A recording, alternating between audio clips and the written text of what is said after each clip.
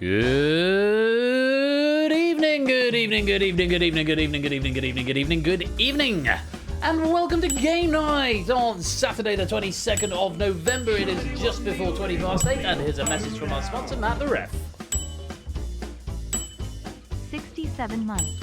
67 is sung by the group Love Battery, the name of a rap group from London, and is also a number that contains the digits 67. It is indeed. Thank you for the 67 months, Matt. And thank you for not making reference to how hilarious that number is. Because I actually looked up the other day to try and find out what is it with the memeage of 67 at the moment. And apparently the answer was inconclusive, which I think is why it's funny. It's just silly. So yeah, I made the reference instead. So I did, because I'm a grown-up apparently. Welcome to you all. Hope you are keeping well. And here's a message from our sponsor, JR. I prefer 68. You can owe me one. Very good. Thank you for the 100 bits, JR. I hope you keep it well, my dude. Lovely to have you here. We had some Bamboozle from Quizzle there. A lovely start to the stream. Many thanks to Quizzle and Cola for proofing. We've got some red herrings now, courtesy of Lupine. And again, thanks to Cola for proofing. I think the stream is getting sort of gradually more serious as it goes on. Here's a message from our sponsor, Cola. Super smashing great. Super smashing great indeed. Thank you for the 63 months there, Cola. But yes, the stream is getting progressively more serious as it goes on. We're starting out quite silly with Bamboozle, then it gets a bit sillier with a little bit more sensible with red herrings. Then we've got the Purge, which later on, which is quite serious, and then we've got DEFCON at the end of the night, which might very well also be the end of the world. But it's lovely to have you all here. Let me say hello to you. Good evening to Prugs and Clive, Lewis and SJ, Matt the Ref and Topper, Matt the Sprat and Woollyback, Arden Fetz and Stimson's Angle, Naked Grandma, Dogfish, John, JI, Stilgar, BC, Lupine, Eli Henton, Silver Electron, Blue Fernando, Jerry Harris, AB Me, Conrad Out, Flyboy Zeus, Mr. Gamer Man, Kegler Coach, Invasion McMikey, Natter, Silent Marine, and anyone else who is lurking, loitering, and lingering in the chat. You are most welcome to be here. No, you don't need to restart your Unicon, Matt. You need to await the host, as it says. Oh, yes, there's a Unicon update, which you've probably seen if you've logged into one of the games tonight. It's had a bit of a lick of paint. The connection logic should be a little bit more robust. It looks better, and there's a couple of extra features, one of which you'll find out about in the last round of Red Herrings today. So, yeah, I hope it's just an improved experience. It's making better use of the space. It still looks better on desktop than it looks on mobile. So, yes. I updated my Unicon and only see connection successful awaiting host. Yeah, to that point, that means the connection was successful, Matt the Sprat, and you now have to wait for the host, who is me. So once I get started, it will react and start doing things. But yes, I hope you've got the latest update if you're playing on a standalone version. So, the Purge coming up a bit later on, as written by Quizzle. 2 doses of Quizzle tonight, proofed by me, and then DEFCON coming up at the end of the night. Fun fact, Ben is the host. Indeed he is. DEFCON. If you weren't here on Thursday night, I did my first new format for the first time in nearly 3 years. I've implemented some feedback. It went down quite well, I think. Implemented a little bit of feedback from people. I've cobbled together some more questions. So we'll see how that goes down a little bit later on. Waiting for a link to the connection host server. Oh, I see. Fuck. Yeah, it's not great. Okay. It's a perfectly valid gripe, actually. But in this case, it needs me, the host. So if it says connection successful awaiting host, I probably should have thought that through a bit more. Maybe I'll fix that a bit later on. But yes, Amy, welcome to the stream. Lovely to have you here. Yeah, that's awaiting human host. I should make it say that. Oh, I don't see myself updating the Unicon again just to add the word human. Awaiting host to start. Well, that would be good if it were a syntactically accurate sentence. Awaiting game to start. Yeah, that probably works. I wanted to lose the word game. That was the problem, because when you're waiting for the lottery and it says waiting for game to start, that's not really a game, is it? Yeah. I'll think about it. Right, that's twice around the loop. I think it's time to play speaking of game, our first game of the night. Okay. I'll think about the exact sentences. I want to get on with the quiz because it's gone 20 past 8. This first one is Red Herrings. It's been written by Lupine. It's been proofed by Cola. And I hope we're all going to have a lot of fun. Let's lock you in and get on with the quiz. raid suggestions coming in. If you want to suggest a raid message, you can do so like that. Copyright expired. I don't understand the Simpsons reference. I've only seen about 5 episodes of The Simpsons. I'm not sure I've seen more than that. But Principal Skinner voice, copyright expired. Answers 12 questions using the options available. You get 1 point for each correct answer. You lose a point for an incorrect answer. You could get a bonus question along the way. They're worth 3 if you're right, but will cost you 3 if you're wrong. I'll give you 2 points if you have a perfect round and can answer all 12 questions correctly. Answers will not be used more than once, and there's 4 red herrings on the grid, which will never be correct. So keep a mental tally of the answers that have been resolved and are not going, because they're not going to be the answers. Again, Apodo Nuevo, welcome to the stream. Think we all know how to play red herrings by now. If not, you'll pick it up pretty quickly. Get the answers right is the long and short of it. Let's take a look at the options for this first round. Dashiell Hammett, Ian Forster, Virginia Woolf, Ernest Hemingway, Robert Frost, E.B. White, D.H. Lawrence, Wanda Gag, Edgar Rice Burroughs, Aldous Huxley, A.A. Milne, Patrick Hamilton, F. Scott Fitzgerald, William Faulkner, John Steinbeck, and Agatha Christie. Not Agatha Christie. Had to auto-correct myself there. There's very often a pub quiz tea named Agatha Christie. Anyway, every January the 1st, and welcome on in TVP. Every January the 1st, Public Domain Day is observed as copyrights expire and works enter the public domain. In this round, match the literary works that have entered the US public domain since 2019 to their authors. Quiz Akabusi, Trivia Coleman, which is my OQL team name. So it's a simple case of match the book to the author, and all of these came into the public domain since 2019. Good luck, have fun. Here's question number 1. The sun also rises.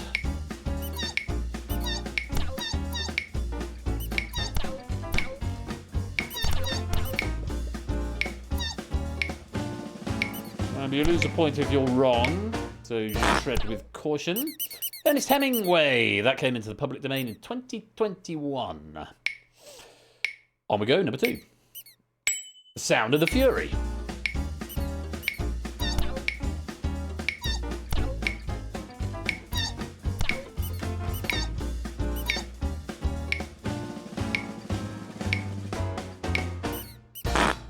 That's William Faulkner, came to the public domain in 2025. I think William Faulkner write Birdsong? I think that's William Faulkner, which I have heard of.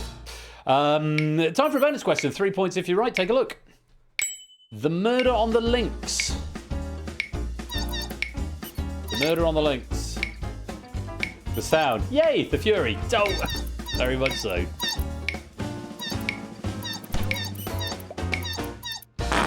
That would be the aforementioned Agatha Christie, the second Hercule Poirot novel, which entered the public domain in 2019. On we go. Lady Chatterley's Lover. Sebastian, folks. I think you're right, Lupine. I was half right. Of course, sign me out right now in the middle of the quiz, Google Chrome. I mean, that's fine. Lady Chatterley's Lover, D.H. Lawrence, came to the public domain in 2024. Well done if you got that one. Another one. Mrs. Dalloway. You answer that while I sign back into Chrome. Maybe you lose a point if you're wrong, so do consider twice before taking a completely blind guess. There we go, we're back into Chrome. Mrs. Dalloway was written by Virginia Woolf. Came into the public domain in 2021. On we go. The Great Gatsby. Expecting quite a significant amount more yay here.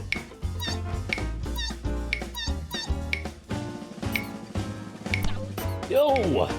Matt and Graham's just denying us a Sea Green. F. Scott Fitzgerald is the answer. Fitzgerald's great American novel entered the public domain in 2021. To our next one, Winnie the Pooh.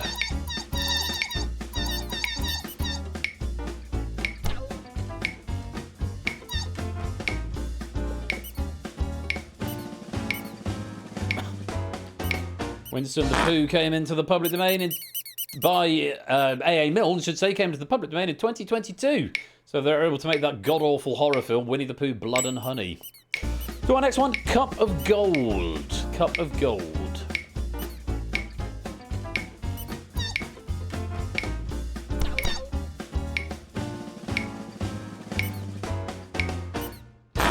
Tricky one there. Well done if you got John Steinbeck. That came into the public domain this year, 2025. Next one. Passage to India.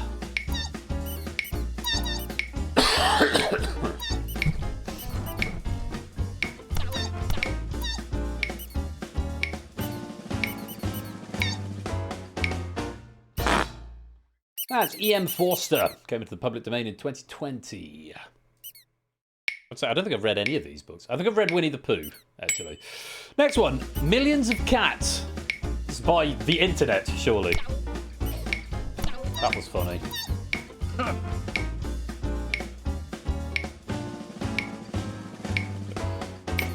Egler and Zeus managing to get the answer, and Mr. Gamerman in the next time. Wonder Gag. The oldest American picture book still in print. Entered the public domain in 2024. Penultimate question. Tarzan and the Lost Empire.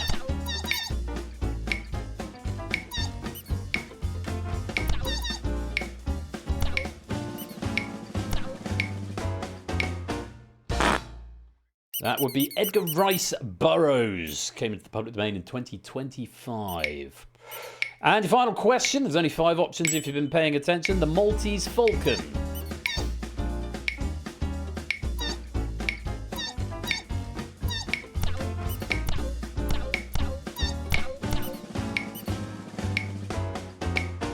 I don't know if you got that one. That's Dashiell Hammett. Came into the public domain in 2025. And the Red Herrings. Robert Frost, E.B. White, Aldous Huxley, and Patrick Hamilton. I can see 3 players on 12 who might be in for a little bit of a bonus.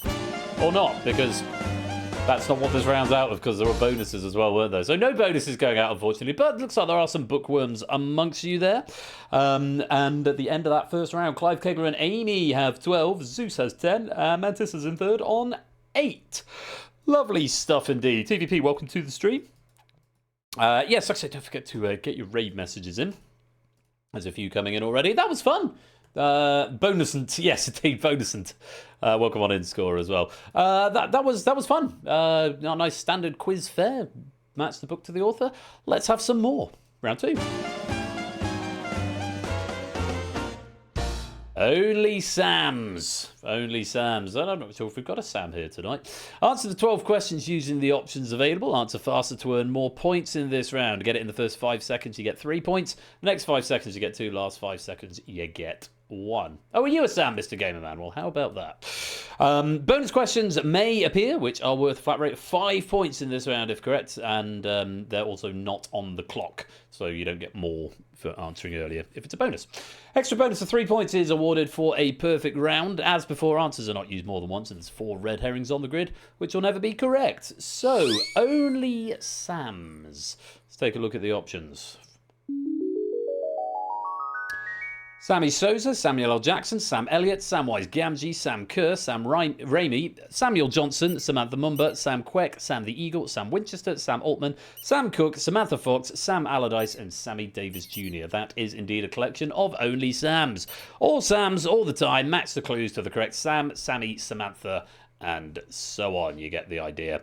Right, good luck. Have fun. Here's question number 1. Starting with this. Supernatural character played by Jared Padalecki.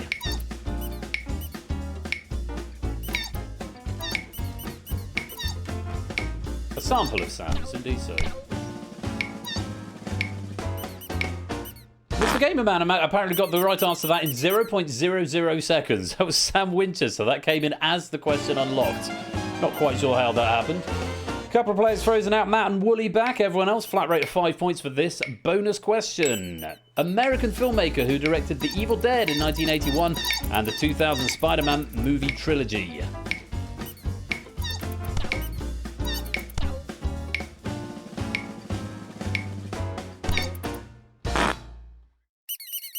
$2000s should be yes. Sam Raimi is the answer. Sam Raimi. Orange, if you're frozen out, Priggs, Marcini, and Flyboy. Here's your next question. Name shared between both an Australian women's soccer player and a completely separate Scottish women's soccer player. So an Australian and a Scottish female soccer player. That's Sam Kerr. Sam Kerr. Well done if you got that one. A little bit trickier there. To our next Orange If You're Frozen Out. Born in Lichfield, Staffordshire, and famed for its influential 1755 work, A Dictionary of the English Language. Which, if you haven't read, is riveting. That's Samuel Johnson, and if you didn't get that, I'm sorry to have caused you such pericombobulation. And contrafibularities to you if you did get it right. Back at it. Next question. Irish R&B singer-songwriter who also starred in the 2002 film The Time Machine.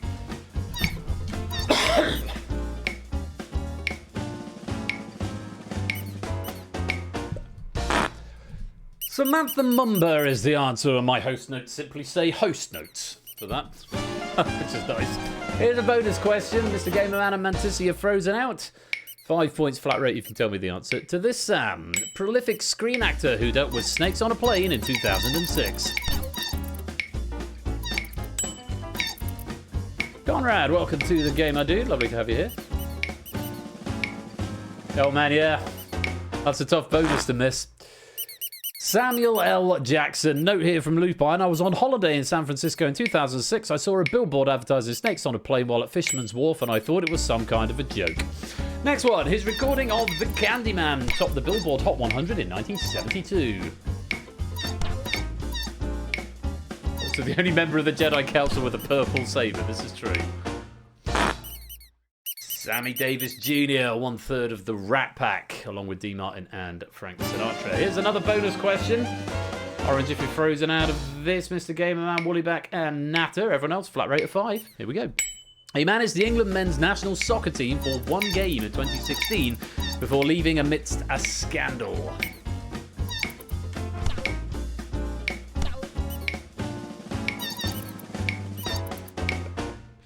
I'm pleased to see Matt the ref got this right. Sam Allardyce was the answer. Big Sam spent over 20 years as a player and another 20 as a manager, mostly as the man clubs turn to get them out of a crisis. Next question. Accompanied Frodo Baggins on his journey to Mount Doom in J.R.R. Tolkien's The Lord of the Rings.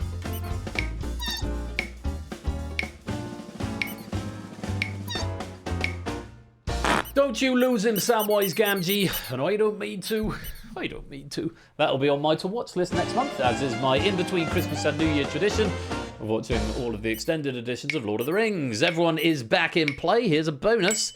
English hockey player who served as a Question of Sport team captain between 2021 and 2023.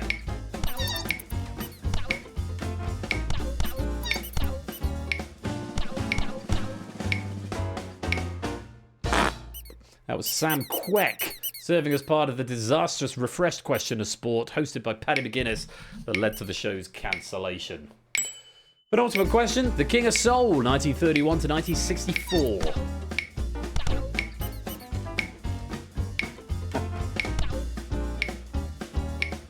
Very good, ABB.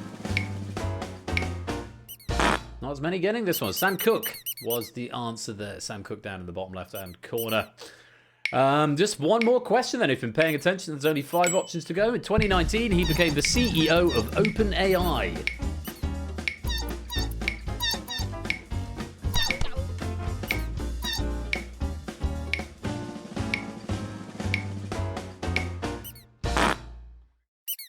That would be Sam Altman. Indeed, AI, and insert AI-related humour here. Red Herrings there, Sammy Souza, Sam Elliott, Sam the Eagle, and Samantha Fox. And that is the end of round 2. Any bonuses? None. What a shame. What a shame. Clyde's got the lead, though, 49. Ben's in second with 44. And Zeus is in third with 42. Well, we've had a lot of Sams, only Sams, in fact. But coming up, we've got a different sort of round for you. Let's take a look at it.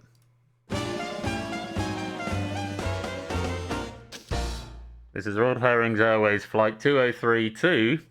That's how they always sound, isn't it? Now we're boarding now at gate 8. That's how they go. Anyway, answer the 9 questions using the options available. More points for each consecutive correct answer. So consecutive answers get you a bonus here. Answering incorrectly, I'm facing pinguis there. Get it wrong and it breaks your streak. If you abstain, it will preserve your streak. So you can abstain and then come back in and continue. But yeah, get it wrong and you have to start building up again from 1. No bonus questions this round, but I will give you a bonus of 5 points if you get a perfect round and get all 9 questions correct, which means there's 50 points available in this round. Answers not used more than once as before, and there are 3 red herrings hidden on the grid this time, which will never be correct.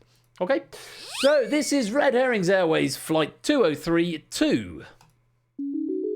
Cork, Republic of Ireland, Edinburgh, Scotland, Gibraltar, Singapore, Rio de Janeiro, Brazil, Manchester, England, Helsinki, Finland, Yogyakarta, Indonesia, Dublin, Republic of Ireland, New York City, United States, Hamburg, Germany, Montreal, Canada. Yes, Edinburgh making an appearance by the looks of it.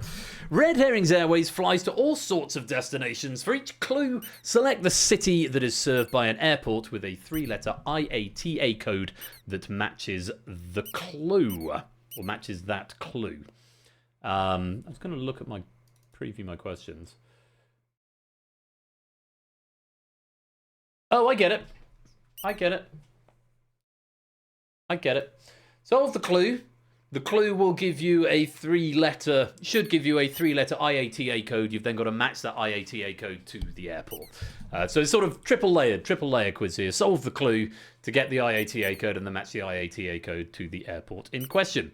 Might be a bit tricky, but let's see how we get on if we know our airport. So many layers, just like onions. Good luck, have fun. Here's question number 1.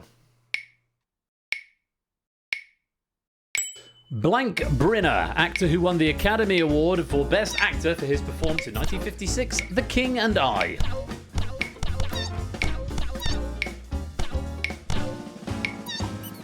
Anyone watch a bit of CGP Grey, you'd have had a clue on this one. Montreal, Canada, because Yul Brynner, and of course Canada's airport codes all start with the letter Y. Purple if you're on a streak, a musical performance or a freelance job. Looking for a 3-letter word.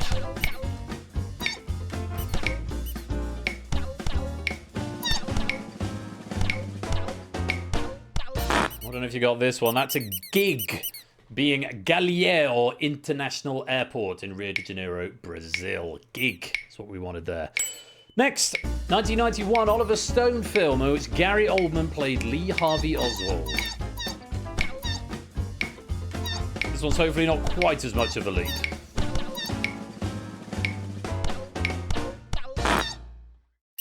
That would be New York City, United States. That was, of course, JFK, the airport, and the film, both named for John F. Kennedy. Next, to run at a steady, gentle pace.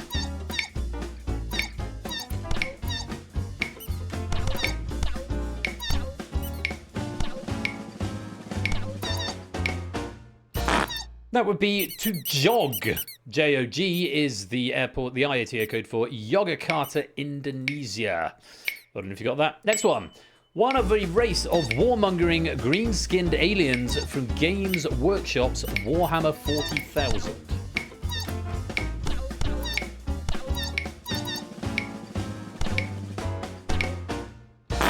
That would be the Orc, which is the IATA code for Cork in the Republic of Ireland. O-R-K. Well done if you got that. Next, an adult human male. Proogs. I'm not good with my airport codes. Also Proogs gets the next question right in 3 seconds. I thought you might get that one, Proogs. An adult human male is a man, which is the IATA code for Manchester, England, which is where our friend Proogs hails from.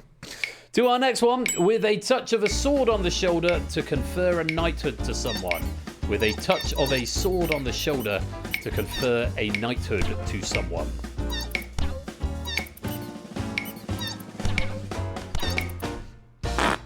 That is to dub, as in Dublin in the Republic of Ireland. Penultimate question for you. Envy, gluttony, greed, lust, pride, sloth, and wrath are 7 deadly examples of these.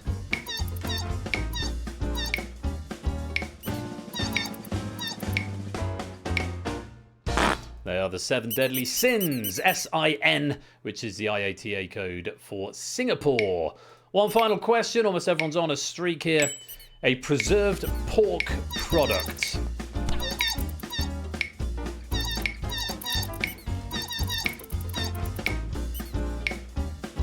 A preserved pork product.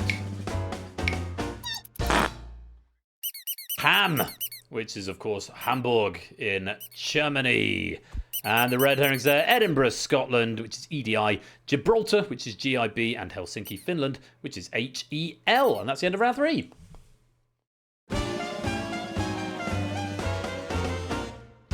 My. At the end of round 3, Zeus has the lead with 70, Clive's in second with 64, and Ben is in third with 59. Very nice, very nice, very nice. However, there are 50 points available in the final round, so it's still anybody's game from Flyboy upwards. Anyone could technically still take the gold. But only one, well, actually, it's not strictly true. Multiple people can take the gold. But let's take a look and see what's going to be happening as we go to the final round. This red herrings final will drive you dotty. Find the 6 correct answers that fit the criteria. Submit a wrong answer, you'll be told how many you got right and be frozen out for 5 seconds. First find all 6 is going to win 50 points. Subsequent correct submissions win 5 points fewer than the previous player. I'll gradually take the answers away as gameplay progresses, and we will continue until 10 players have found all 6 answers or 90 seconds have expired. The multi-select prefab has had an update, so this will be slightly different appearing on your devices. I hope it makes sense and is of use to you. So find the 6 answers that fit the criteria, and let's take a look at the options. XGKLOISTRNBEUHPA. 90 seconds on the clock to tell me which of these letters is represented by exactly 3 dots and or dashes in Morse code?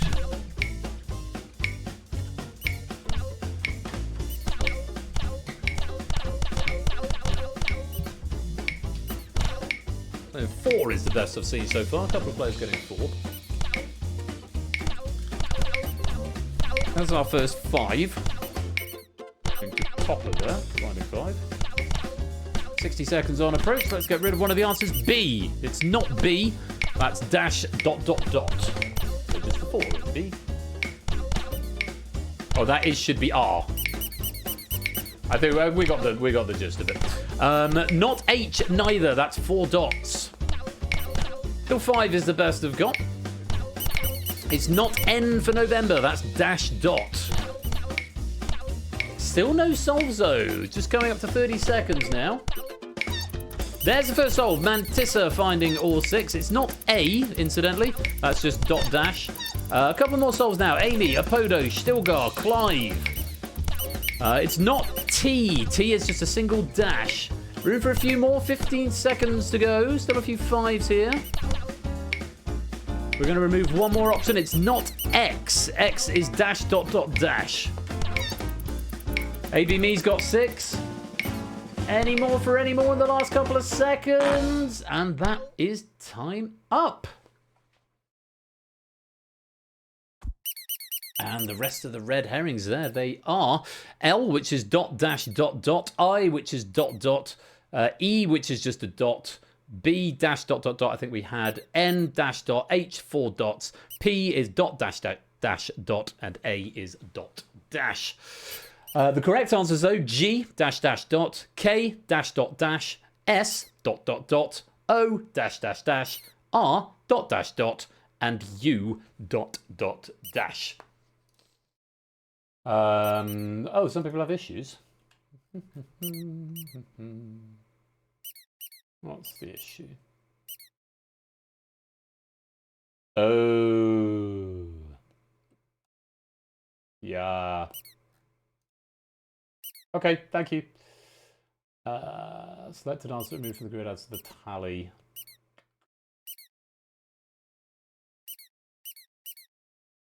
It's stuck on the controller, cannot be deselected. Okay, sorry about that.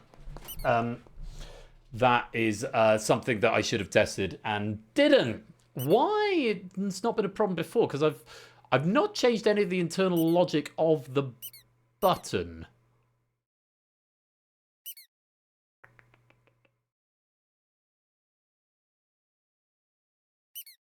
I don't think why that's happened. Because logically, the button should be exactly the same. It's just I've changed how it looks. I've changed what it looks like.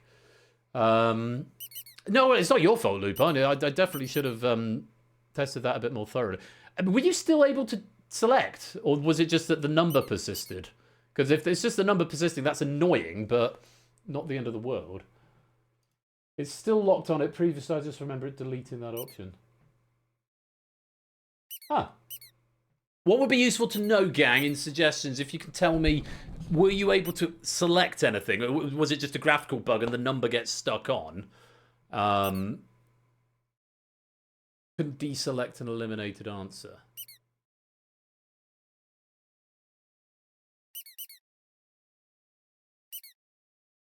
Oh, okay. I need to look into that then. Also, yeah, the background color for eliminated options. Okay, leave that with me. I will take another look at that. Anyway, before I get into that, which I will do post-stream and not now, let's take a look at the final scores. In third place with 84, winning a bronze medal, it's Apodo. In second place with 94 and winning a silver, it's Clive. But the winner with 98 and gold medalist tonight, it's Amy.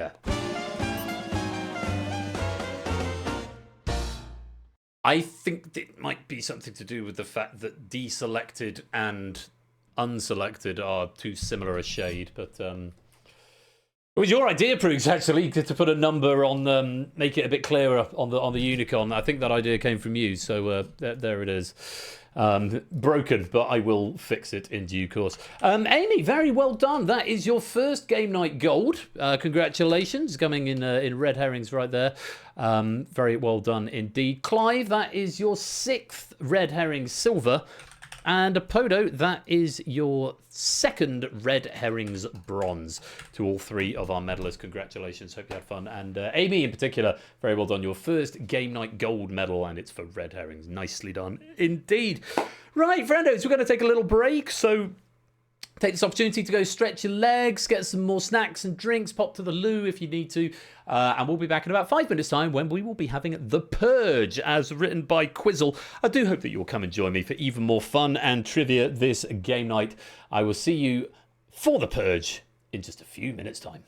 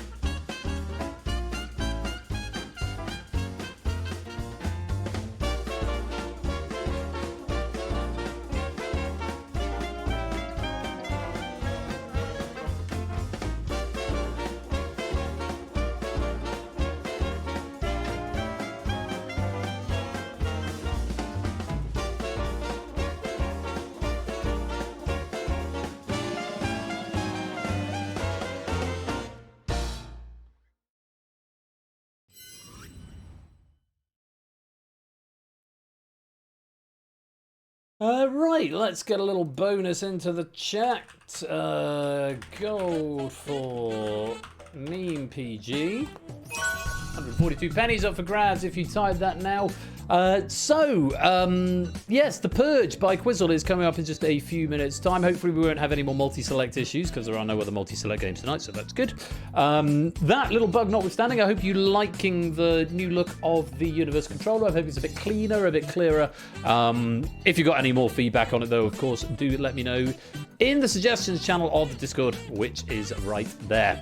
I'm going to go top up my glass with apple ties. I encourage you to do the same, and we'll be back in about 5 minutes' time for The Purge. Don't touch that dial. We'll be right back.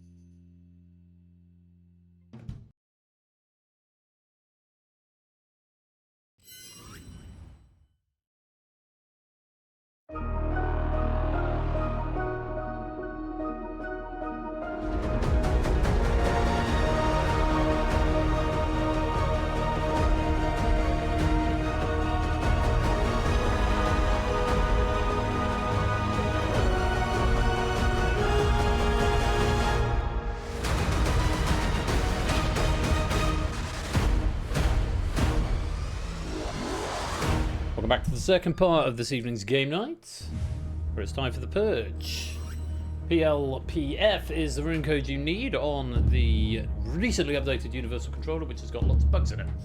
Or it's got at least a bug in it on that multi-select.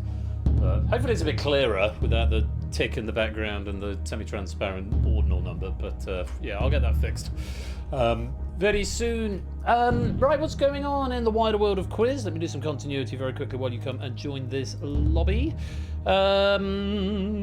Next week, on my side of things, Thursday, 27th of November, we got Battlefront, Data Leak, and The Escape Artist. Battlefront, not sure who that's by yet. There's still a question mark next to it, so it'll be by someone.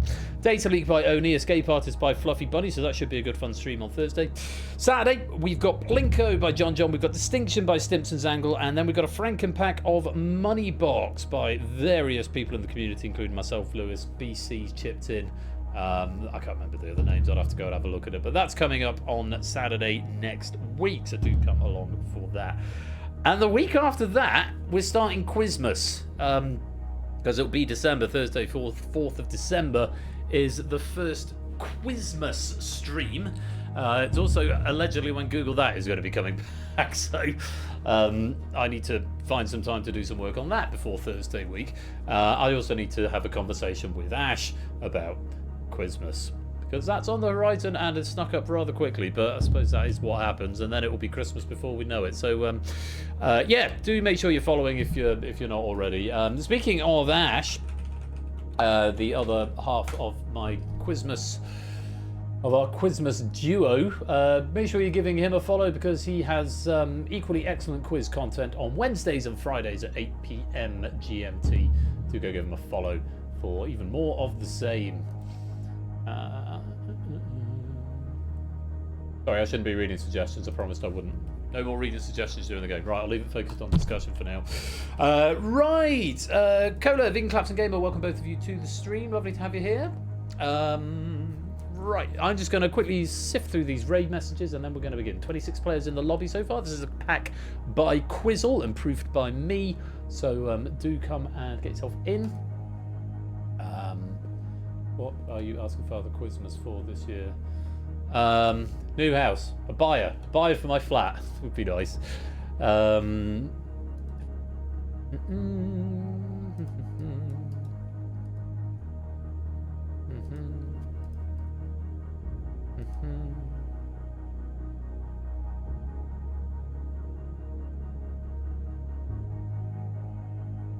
Right. Don't read suggestions, including this one. That's chat. I'm allowed to read chat. That's fine. Okay. 10, 9, 8, 7, 6, 5, 4, 3, 2, 1. Let's play. Here's how to do just that. Answer the multiple choice questions. If the group fails to stay under the breakpoint, a purge is triggered, which all incorrect and abstaining players must partake. If the player answers the purge question correctly, they rejoin the game. If not, they are eliminated. Play continues until 20 questions have been answered, 5 purges have taken place, or 5 or fewer players remain, whichever occurs first. Surviving players move on to the final purge. Simple as that. If you are all ready, fingers on devices, we're going to start with tiebreaker.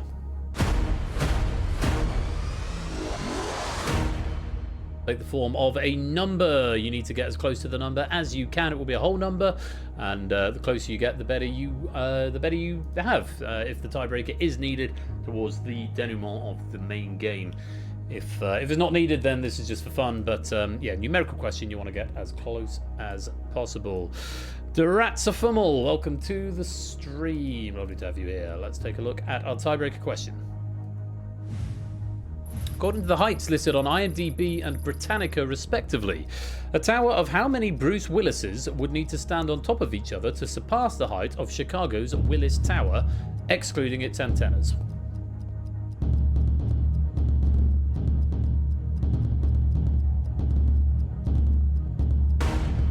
Time. Willises, I know. It's a fun word. That's a fun word. Correct answer. 242. Bruce Willis's height is listed as 1.83 meters on IMDb. The Willis Tower is 442 meters tall. You would need 242 Bruce Willises in order to exceed and or surpass the height of the Willis Tower. So, there's some jolly close players, actually. There's a couple of single digits players single digits away. So if the tiebreaker comes in, those players may be feeling very pleased with themselves. But let's see if we need it a bit later on. For now, we'll go to our first question. The breakpoint is 50%, where it always starts. We must remain under that in order to continue with the game. Let's take a look at our first question. Options are hot or cold. According to the phrase that suggests vengeance is more satisfying if it is not exacted immediately, revenge is a dish best served how?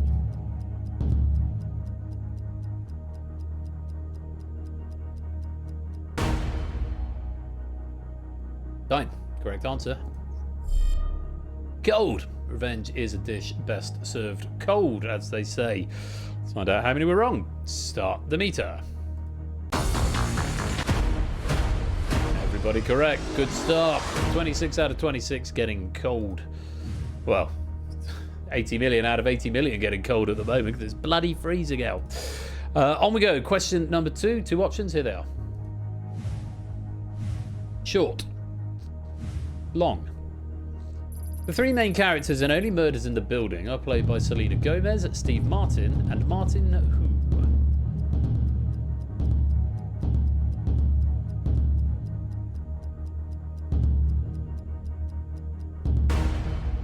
Time. Correct answer. Short. Martin Short plays Oliver Putnam, who teams up with fellow true crime podcast fans, played by Martin and Gomez, to investigate murders. How many players got that one wrong? Start the meter.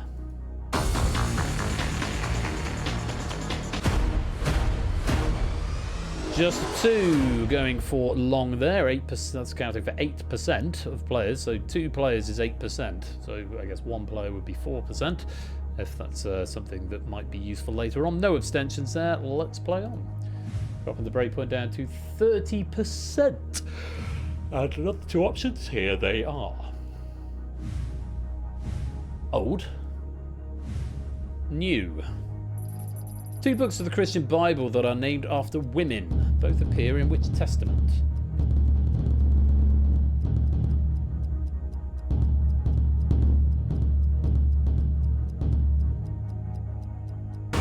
Time. Correct answer.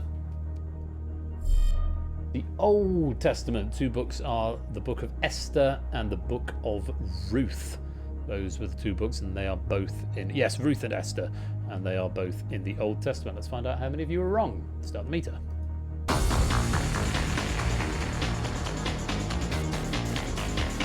more this time. That's trigger a purge. 38% incorrect. No abstentions there.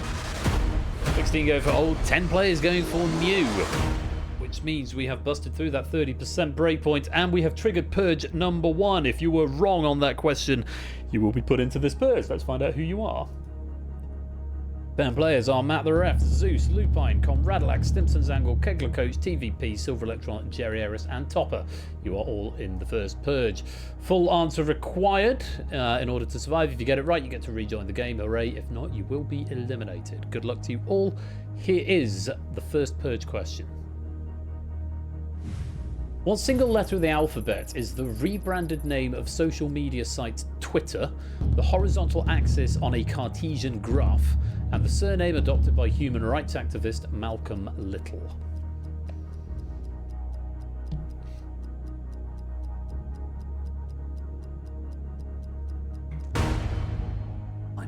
Correct answer.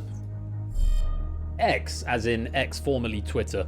X.com. X and Y axes on a graph, but the horizontal axis is the X axis, and Malcolm X was the Malcolm Little, the human rights activist.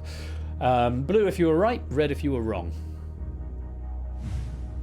Star all 10 players who were incorrect on that previous question, managing to get it right and save themselves as we return to the main game. really got to fix that sound. It's on the list. Breakpoint already set up to 60% now. Let's see how we get on with our next question. 2 options. Here they are. Black or white? What colour is the central star on the national flag of Ghana?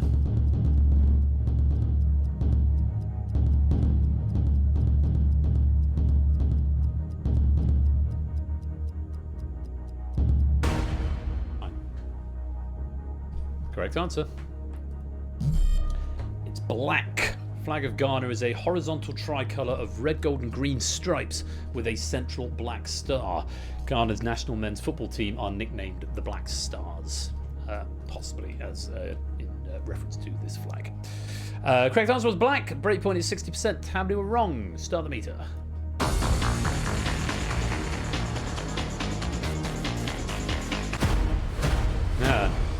Ghana chameleon. Red, gold, and green. Red, gold, and green. Lovely song. Great song. No drama there. 4 players getting the wrong answer. 22 electing for the correct answer. Well played. Let's move on.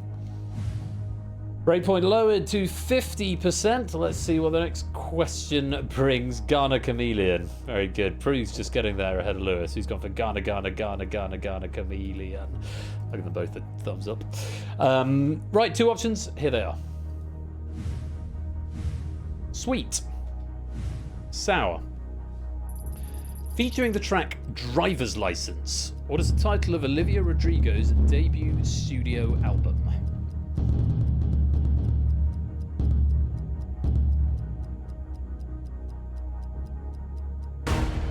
Nine. Correct answer. Sour. To say it's not what I've heard of. I'm not a great listener of Olivia Rodrigo. I barely know who she is. But the answer was sour. Breakpoint is 50%. How many were wrong? Start the meter.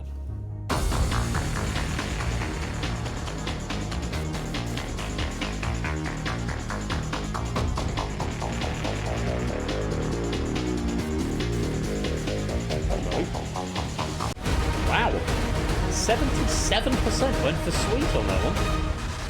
20 players being thrown into Purge number 2. No abstentions. 6 players surviving or getting the question right. Will not have to play this Purge question. They can still do so if they like for pennies later on. But yeah, let's take a look. Who is in Purge number 2? AB Me, Stilgard, JR, Clive, Matt the Ref, Flyboy, Ardenfetz, Prue, Stimson, Zangor, Neckogram, our Kegler Coach, Matt the Sprat, Woodyback Cola, Vegan Claps and Gamer, TVP, Silver Electron, Amy, Jerry, and Topper. You are all in Purge number 2. Full correct answer required in order to stay in the game. I wish you all the very best of luck. Here is the second Purge question. What single letter of the alphabet describes the shape of the room in a 1960 Lynn Reed Banks novel, the path taken by a knight in a game of chess, and the Roman numeral for 50?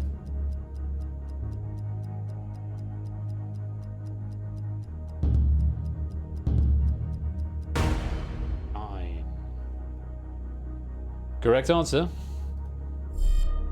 is L. The title of the novel is The L-Shaped Room. And of course a knight, which can move 2 forward and then 1 to the side, or 2 to the side and then 1 forwards or backwards, is commonly referred to as an L shape. And of course Roman numeral L is 50. I feel a subtle theme in the Purge questions. Maybe. Let's take a look at who was right and who was wrong. Oh, Vegan Claps and Gamer, I think that was an abstention from you. So you are going to be eliminated as a matter of course. Thank you very much for playing, but you have been purged. 25 players remain. 1 has been purged as we play on back to our main game. And before we do that, here's a message from our sponsor, We Like Shapes. I'm in a basement bar in Stoke Newington seeing the answer to what if Bruce Mowat gave up sport to front a German electro trio. Direct yourself on Spotify afterwards to the band Sparkling. They're great. Thank you very much for the recommendation, Shapes. I hope you're having a good time, and thank you for the 59-month subscription as well. Lovely to see you. Enjoy the band. Right, on we go to our next question. Breakpoint is 70%, and your options are bacon, lettuce, tomato. A 16th, 17th century English philosopher and an Irish-born 20th century painter both share the name Francis what? And I'm hoping all of those have appeared on a single line of the universal controller rather than going 2, 2, 1, which is what it used to do. Let me know if that's been fixed and if that's a bit more efficient, a bit more of an efficient use of space. I'm hoping so. Excellent, good. Well, I'm glad that it has. Whether you think it's more on a more efficient use of space, I'll let you decide. 16th, 17th century English philosopher and an Irish-born 20th century painter both share the name Francis Bacon. Francis Bacon. From, if you've ever seen Face Jacker, Brian Thunder talks about Francis Bacon. Bacon is the correct answer. Breakpoint is 70%. How many were wrong? Start the meter. Hello. Not too bad, just 4%. One player going for Tomato. Francis Tomato. That's a fun name. Unfortunately, not the right answer. No abstentions there. We go on to our next question. 3 options. Here they are: blood, sweat, tears. In the human body, which of these fluids is produced by the lacrimal glands?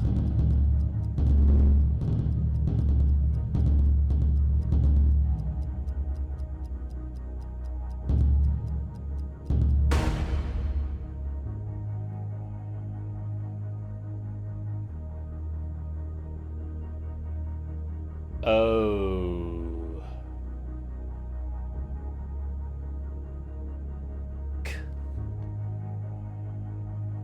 That's going to happen again, isn't it? What? This might be a problem. Yeah.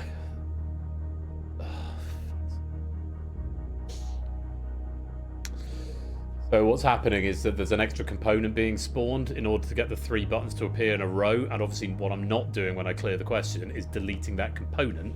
So it thinks there are now 2 components. It'll have the first, and that's going to happen for all of the questions where there are 3. So in 5 questions time, oh god, it might get a bit squishy. Apologies for that.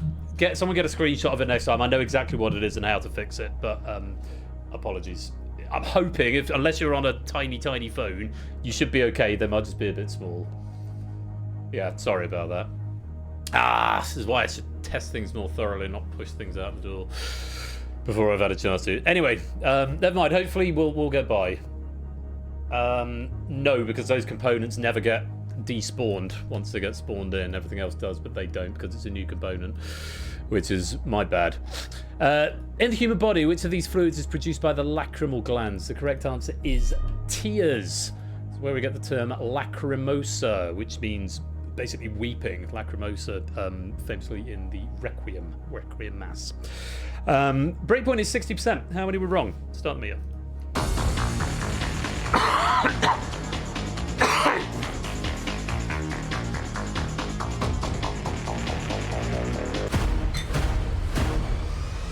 That's 7 going for sweat, 1 going for blood, 17 getting the correct answer of tears. Very well done if you did get that. You've saved the pack. Let's move on. So this next one, there now are going to be 2 items like that. And then, so all your answers will probably be in the bottom left-hand corner. That's my prediction. Let's find out as we go to the next question. Options are earth, wind, fire. Which of these words appears in the title of a book in both the Harry Potter and the Hunger Games series?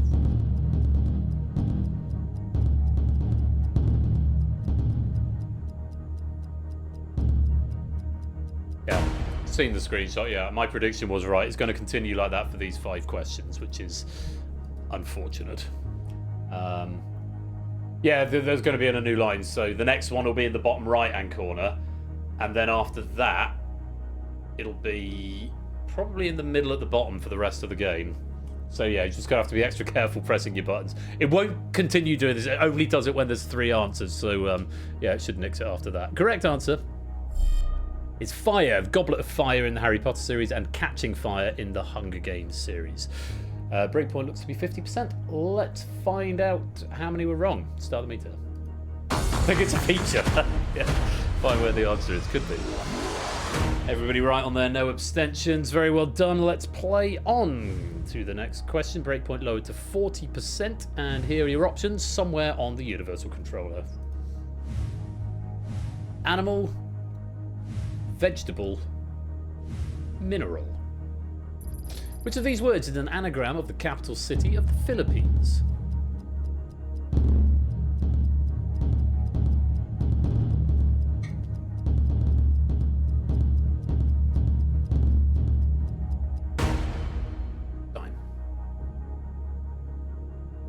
One of them is very close, but is not an anagram. The other one is miles away. The correct answer is animal, the capital city being Manila, M-A-N-I-L-A.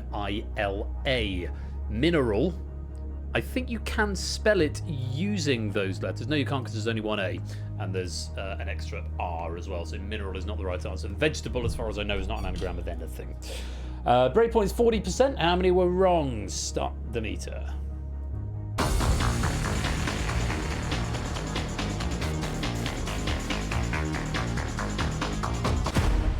24% incorrect. We avoid a purge. 1 going for vegetable, 5 going for mineral, 19 going for animal. Manila, I hardly knew her. That's pronounced in the US Deep South. Yeah, it kind of looks a bit like Manila. It's not how they spell it in the Philippines, though.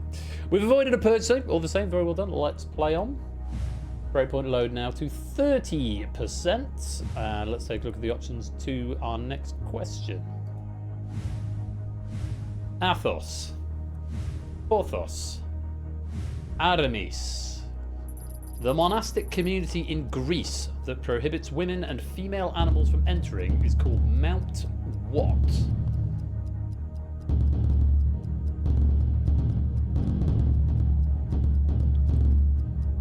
Time. The correct answer. Athos, Mount Athos. Those 3 options are indeed the names of the 3 musketeers. Yes, Mount D'Artagnan, or indeed D'Artagnan, if you want to quote from Alexandre Dumas' Count of 3 Musketeers or Man in the Iron Mask. Right. Breakpoint is 30%. How many of you were wrong? Start the meter.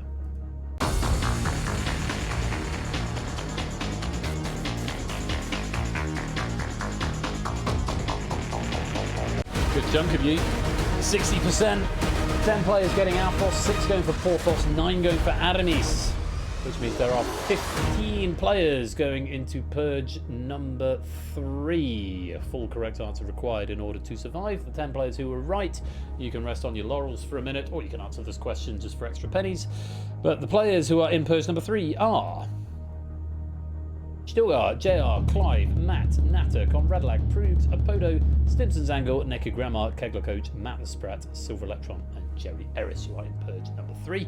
Full answer required, which means it should display normally for this one, because you've got to type something, which is a different element in the scene. But any multiple choice from here on out, yeah, you're going to have that issue. But there's no more 3 option questions until like the end of the game. So, yeah, should be fun. Anyway, good luck. Here is the 3rd Purge question. What single letter in the alphabet is a US women's fashion magazine launched in 1972, a 2008 Oliver Stone film about George Bush Jr., and the chemical symbol for tungsten?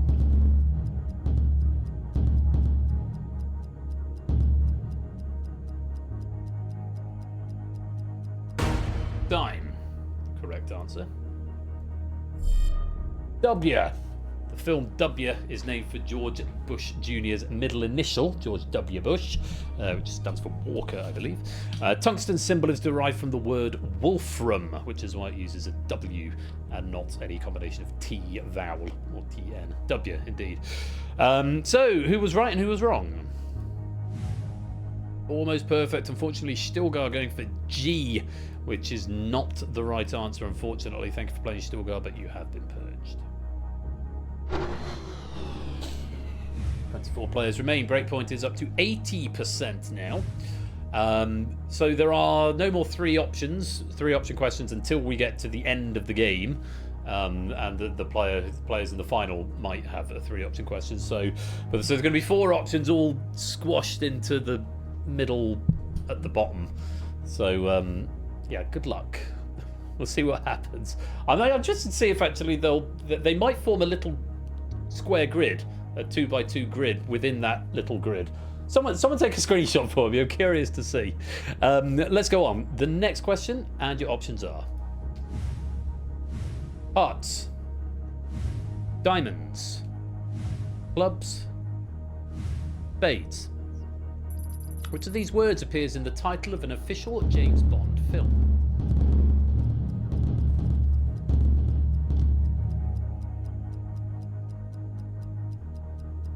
Are they in a little square within one patch of the array? Still the Rubik's quiz. Oh, that's a shame. Are they all in a row? They're in an L shape. Oh, of course, yeah. They don't. Yeah. Okay, so it's probably. I know what's going on. Yeah, because it's got five rows and then 4. So it thinks there's 9.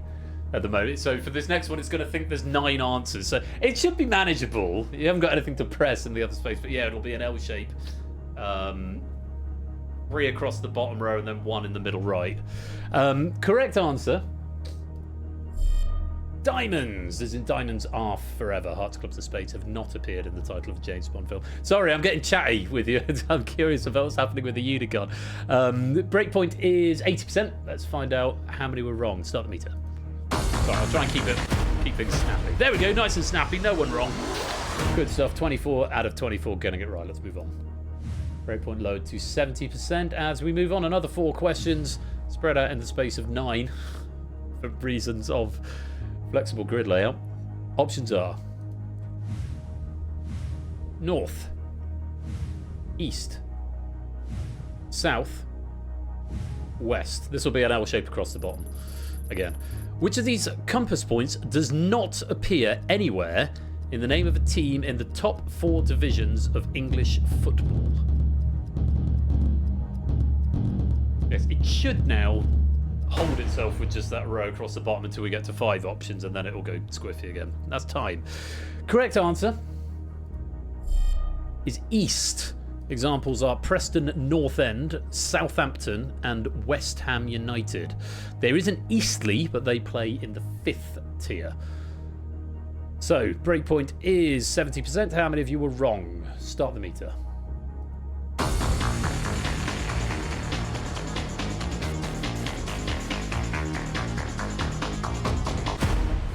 25% of you, not too bad.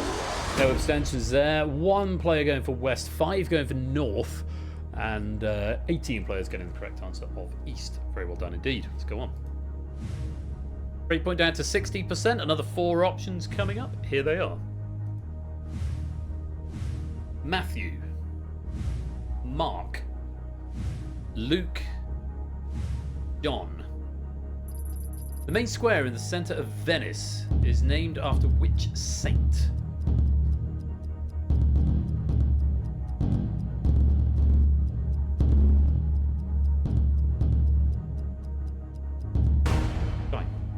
Correct answer is Mark. It's the Piazza San Marco, the Plaza of St. Mark in Venice. Breakpoint is 60%. How many were wrong? Start the meter.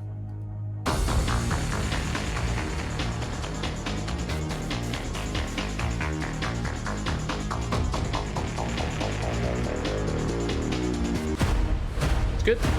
15 players getting the right answer, 63%, 38% wrong. Oh, hi, Mark. Yeah, no one going for Matthew. 4 going for Luke, 4 going for John, and there was 1 abstention there, so 9 players incorrect, but enough getting it right that we can move on to our next one. Breakpoint down to 50%, still 4 options, and here they are. Breakfast, dinner, lunch, supper. According to its title, a celebrated photograph taken in 1932 features 11 ironworkers sitting on a steel beam above Manhattan, eating what meal?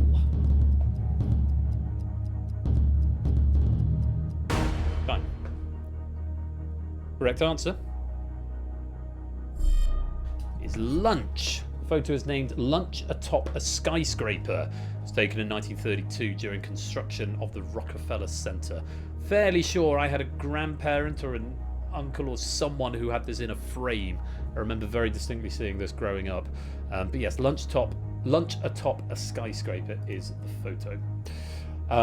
Right. Breakpoint is at 50%, I believe. Let's find out how many were wrong. Start the meter.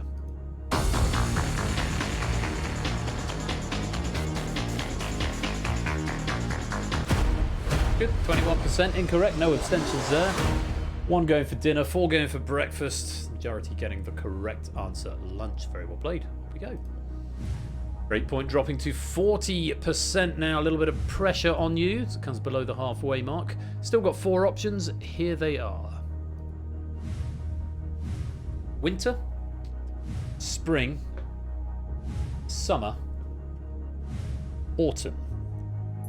The redbreast whistles from a garden croft and gathering swallows twitter in the skies are the closing lines of a John Keats ode addressed to which season?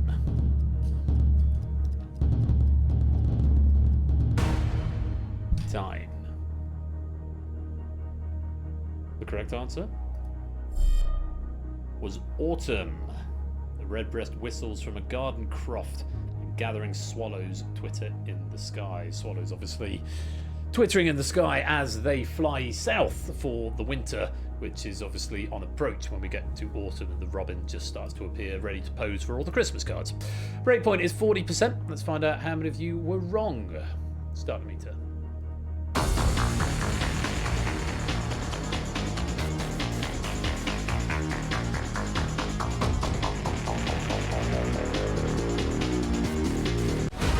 Yeah, big purge. No abstentions there, but only 4 players getting the correct answer. 9 went for winter, 11 went for spring, which means we've got 20 players in this purge. We could be going straight to a final at this point, depending how they answer. Let's go and take a look which 20 players are in purge number 4. Maybe me, JR, Clive, Matt the Ref, Flyboy Natter, Fetz, Lupine, Conrad Lacapodo, Naked Grandma, Matt the Sprat, Woollyback Cola, TVP, Silver Electron, Amy, Jerry, Topper, and BC. You are all in purge number 4. Might have spotted the trend coming for these purge questions. Let's see if it's going to continue. Full answer required within 20 seconds. Here is the 4th purge question. What single letter of the alphabet can signify the hottest classification of star, the stage surname of Yeah Yeah Yeah's lead singer, and the Globe Theatre in the prologue to Shakespeare's Henry V?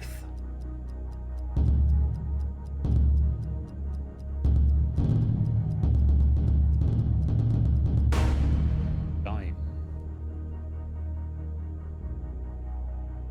Correct answer is O. The hottest classification of star in the Morgan Keenan system.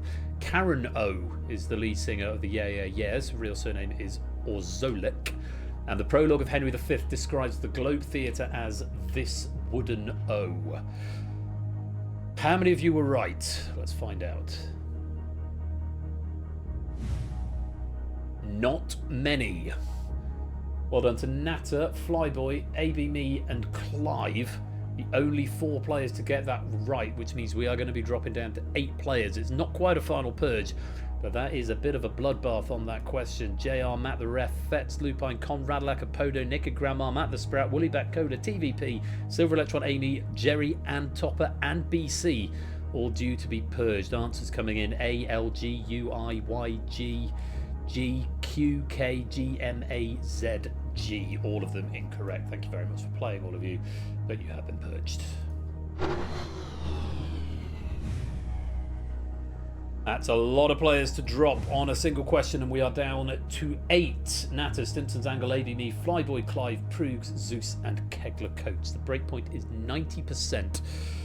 And we've got 5 options per question, so anticipate a slightly different layout on your devices. Good luck. Here are your options. Utah, Omaha, Gold, Juno, Sword. Which of these is the name of a NASA space probe that was launched in 2011 to study the composition, atmosphere, and moons of the planet Jupiter?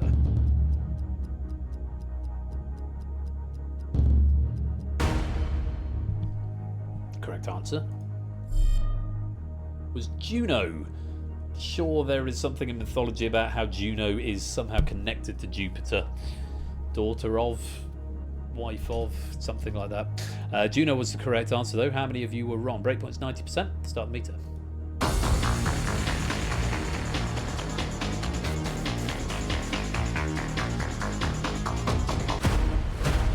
25% incorrect. One going for Omaha, one going for Sword, no abstentions. So each player is now worth 12.5%, of course, because there are only 8 of you left. But well done, the pack survive, and we go on to our next question. Breakpoint down to 80%, 5 more options. Here they are. Daphne, Fred, Scooby, Shaggy, Velma. In a stage musical of 1975, what is the first name of the character who performs lead vocals on the song All That Jazz?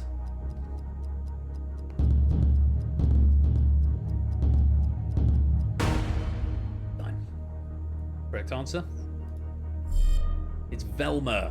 Velma Kelly from the musical Chicago, fabulously portrayed by Catherine Zeta-Jones in the 2002 film adaptation, which I believe won the Academy Award for Best Picture and is one of only 3 films with a city in the name to do just that. The other 2 being an American in London and Casablanca. There you go, fun Oscar facts for you. Breakpoint is 80%. How many were wrong? Start the meter.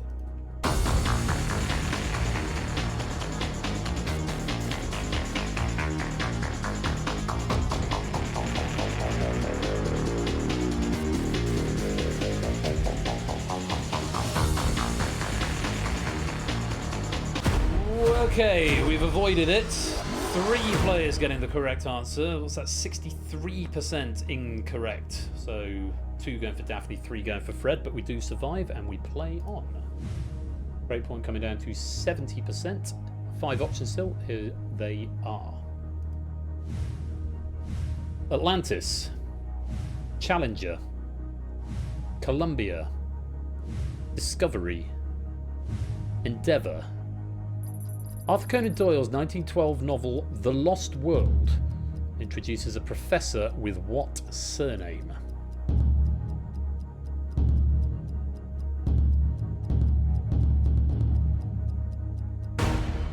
Time. The correct answer is Challenger. Challenger. I've not read the book myself, but there is a Professor Challenger introduced there. Breakpoint is 70%. How many were wrong? Start the meter.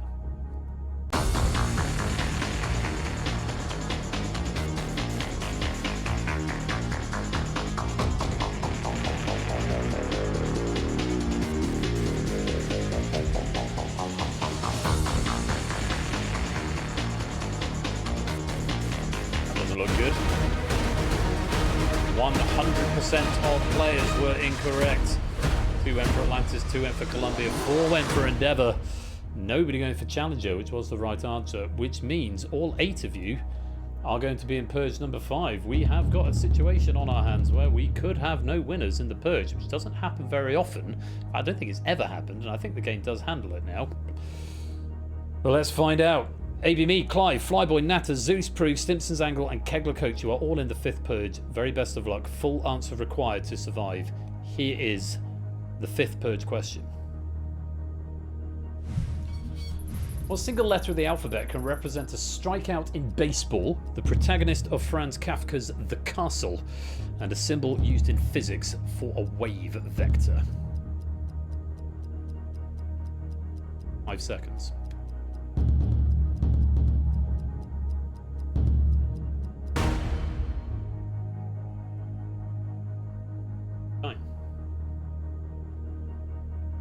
Correct answer is K. K is a strikeout in baseball. And apparently the protagonist in Franz Kafka's The Castle, which again I've not read. Symbol used in physics for a wave vector is also K. If you were right, you go blue. If not, you're going to go red. Well, it's an ideal finish, but not for Stimpson, Prugs and Natter, who have gotten the wrong answer, unfortunately. Prugs going for Z, Natter going for X, and Stimpson going for S. For the other 5 players, very well done. You have given me a correct answer.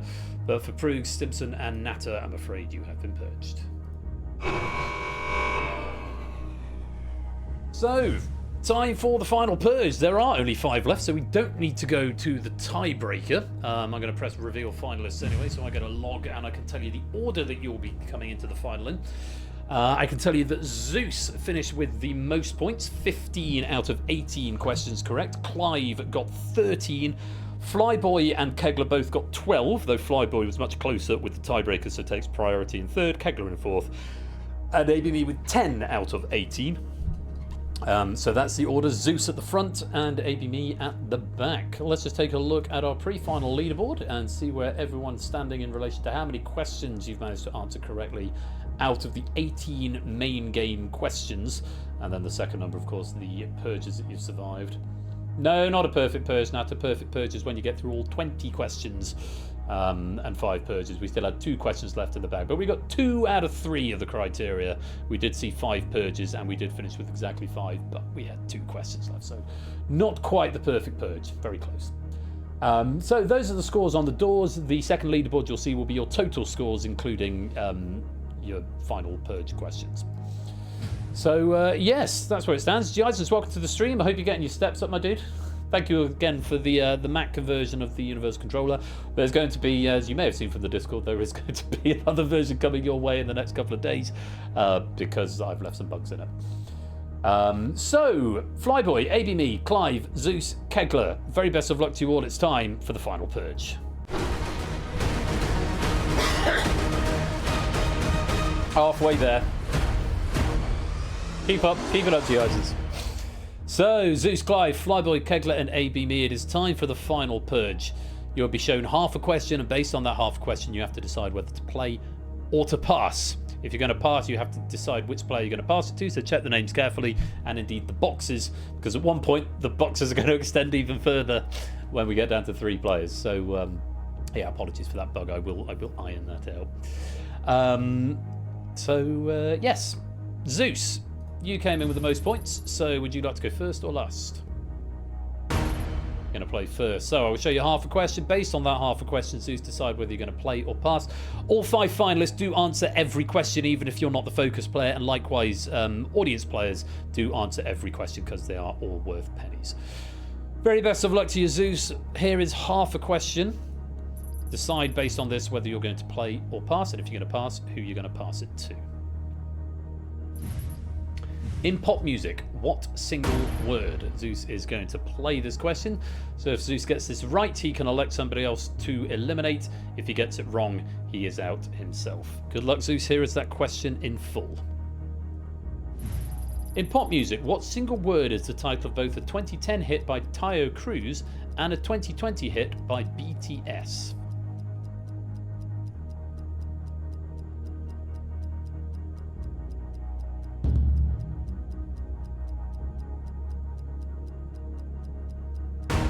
Time. Correct answer in Zeus's response. We're gonna light it up. We're gonna go all night. We're gonna rock it up like it's dynamite. I remember that from my recent graduation days DJing at the University of Chichester. Dynamite was the correct answer, and it's exactly what Zeus got there. Very well played, Zeus. Because you played that yourself, rock this club, go all night, light it up. Done it. Thank you, Lewis. Trust the gen, whichever gen you are, to know. Zeus, because you elected to play that question, you got it right, you get to choose someone to eliminate. I won't tell you who was right or wrong, but is it going to be Clive, Flyboy, Kegler, or ABME? The choice is yours. Find the button. It's Flyboy has been chosen for elimination. I can tell you Flyboy was the only other player in the final 5 who got that one right. Clive, Kegler, and AB Me were all incorrect. Flyboy was right. So intuition seems to be good there. Flyboy was potentially a threat, but is no longer. Thank you very much for playing Flyboy, but you have been purged. On we go. Clive, you are next. Based on half a question, decide whether you want to play or pass, and if you're passing, who are you passing it to? In cinema, what word repeated twice? Clive is going to play this one. So again, Clive, if you get this one right, you can choose someone to eliminate. If you're wrong, you eliminate yourself. That question in full, good luck. In cinema, what word repeated twice gives the title of a 2012 fantasy film starring Lily Collins as Snow White and Julia Roberts as her evil stepmother?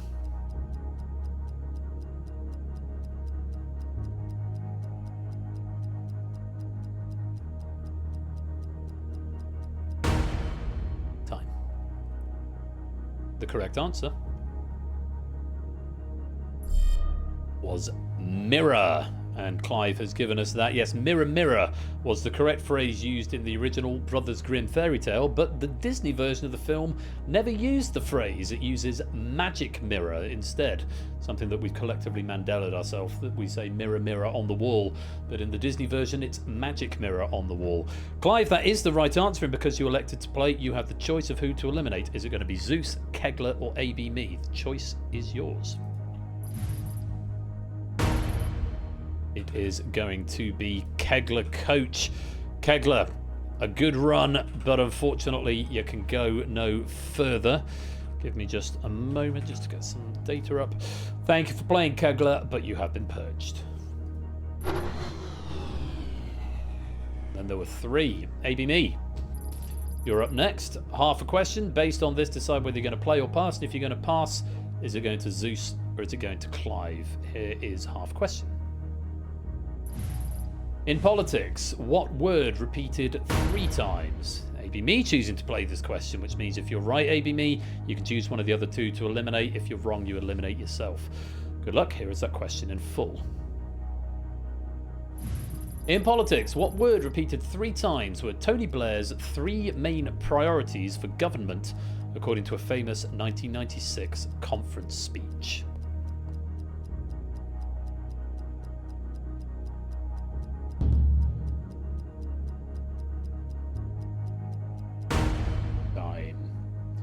Correct answer in AB Me's response. The answer was education. AB Me got the right first letter, but the wrong word went for economy on that one. I can tell you, AB Me, if you had passed, you'd have been shit out of luck either way, because both Clive and Zeus got the correct answer, education there. Clive actually the first player out of anybody to get that in. Bad luck. Good punt. You had to go for it, but unfortunately you can go no further, and you have been purged. So, Zeus and Clive are our final 2 players tonight. And it's Zeus who's got control. Again, play or pass based on half a question, Zeus. Here it is. In literature, what word repeated 4 times? And Zeus, not wasting any time, is going to jump straight on this question. You know the drill by now. Good luck. Here is that question in full. In literature, what word repeated 4 times gives the name of a character created by Joseph Heller for a novel of 1961?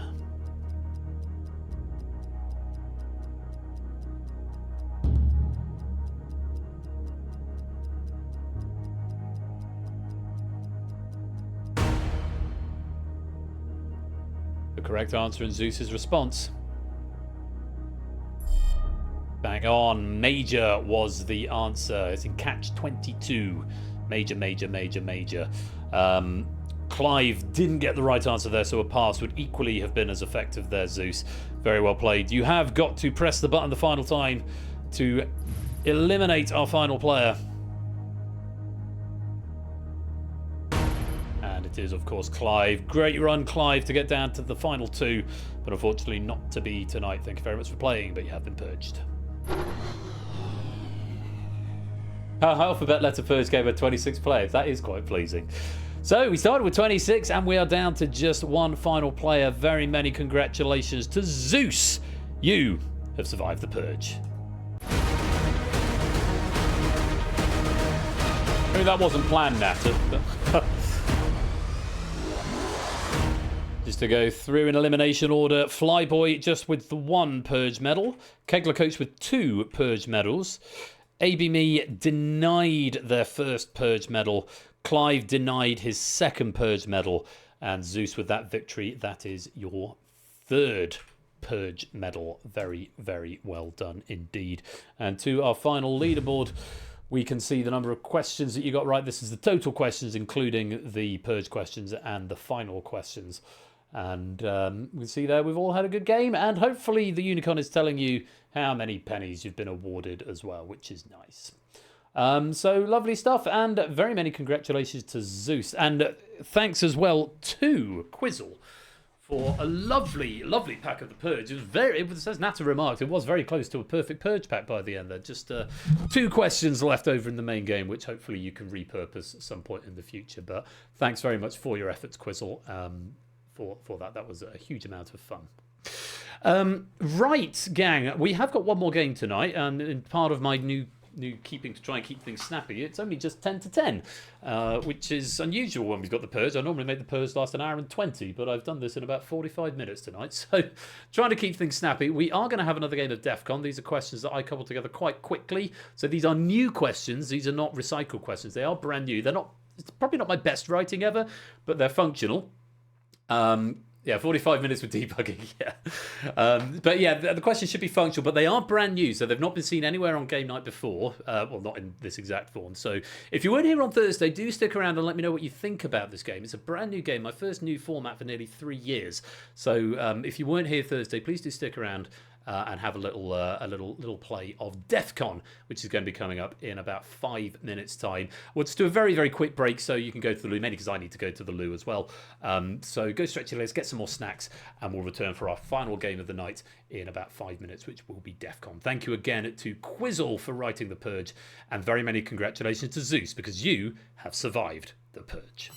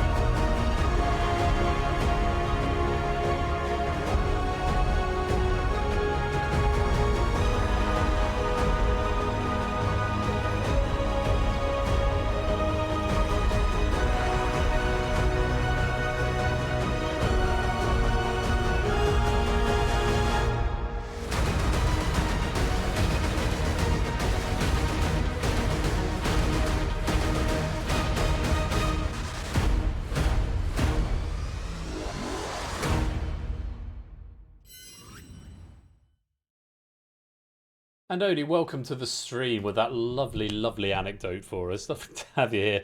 Just in time for DEFCON. Like I say, when we return, we will be playing DEFCON. Only the second game we played with brand new questions, as written by me.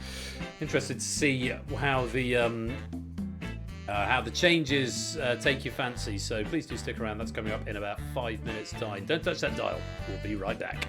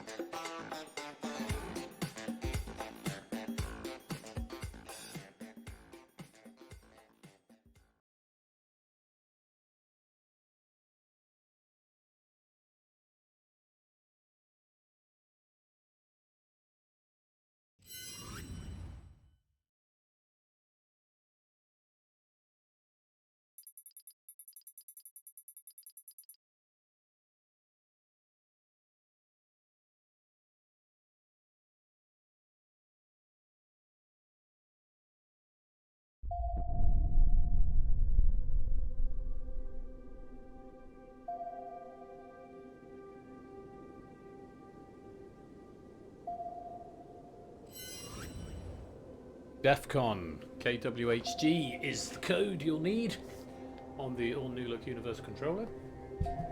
Subtle changes to the rules, so I implore you to pay attention for these first... Well, you've got 2 minutes to come join, and then you'll need to pay attention to the instructions. I'll try and explain them along the way.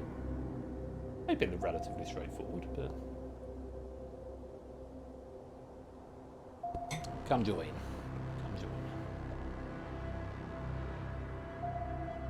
Yoniak, welcome to the stream. And Maxio, welcome to the stream as well. Love to have you here. Minute and a half. Come join.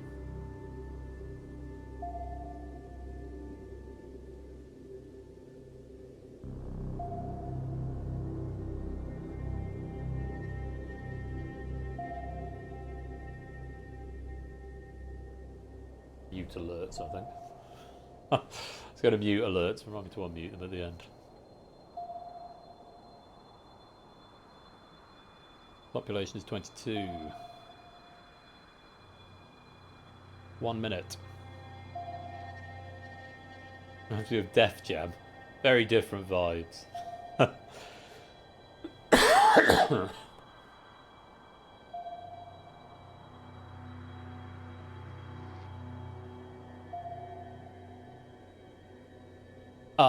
Yes, Arnfets, thank you.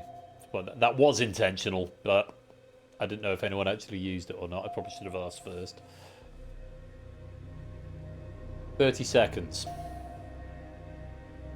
I'm going to turn the volume up on my headset so I get atmosphere. I knew there was a band. Def Leppard, that's the one I'm thinking of. Right, 15 seconds.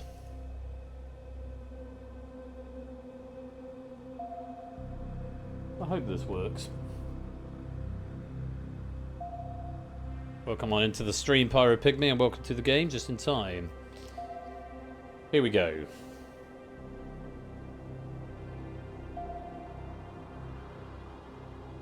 Here's how to play.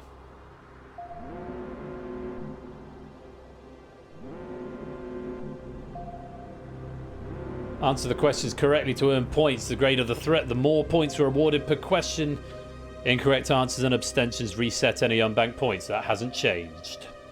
To bank your points, press the button to raise the DEFCON level after the question. Once pressed, your points are safe, but you cannot earn any more until after the level has been raised. That's the same. The DEFCON level will be raised once a critical mass of players have elected to raise it. Any players with unbanked points when the level is raised will lose them. That is different. To bank your points at DEFCON 1, press a button to launch a strike after the question. This will terminate your game. If you answer incorrectly or abstain at DEFCON 1, you will lose any unbanked points and be terminated. Termination constitutes a vote to launch a strike. A strike will be launched once a critical mass of players have elected to do so. Gameplay will continue until a strike is launched, all players have been terminated, the countdown has expired, or the database is exhausted and the player with the most banked points is the winner.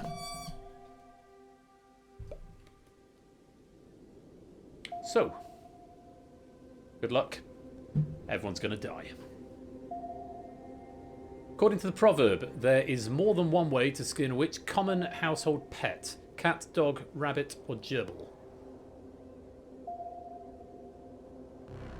You will not know when a critical mass has been there, BC. You will just know if we're holding or not. The correct answer is a cat. At DEFCON 1, you will see the population going down. Population's at 24 at the moment. Next category is food and drink. Raise the DEFCON level and bank, or continue. DEFCON level may go up at any time, by the way.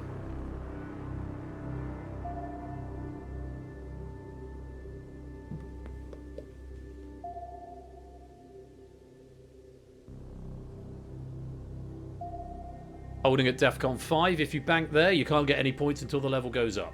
But your points that you've got are safe. Next question.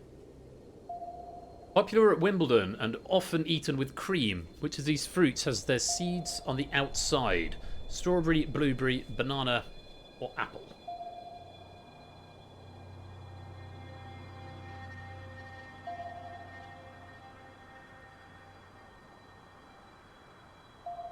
No pineapple.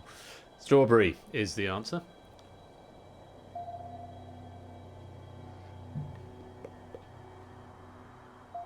Next category is pop music. Raise the DEFCON level and bank, or continue.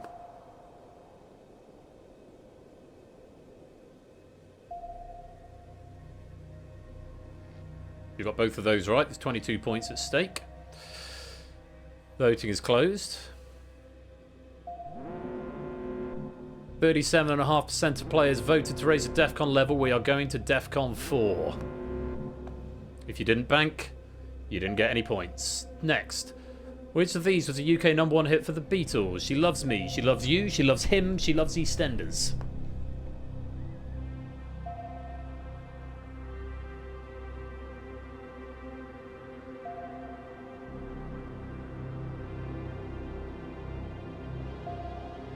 She Loves You, yeah, yeah, yeah. Overrated. She Loves You is the answer. No points have been lost there because you wouldn't have had any. Next category is US history. Raise the DEFCON level and bank, or continue.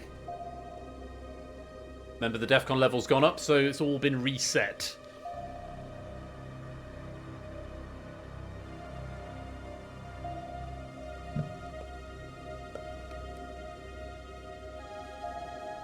DEFCON level is holding. If you banked, you can't get any points, more points till it goes up. Next question. Who was US President for the majority of the Second World War? Franklin D. Roosevelt, Harry S. Truman, Dwight D. Eisenhower, John F. Kennedy.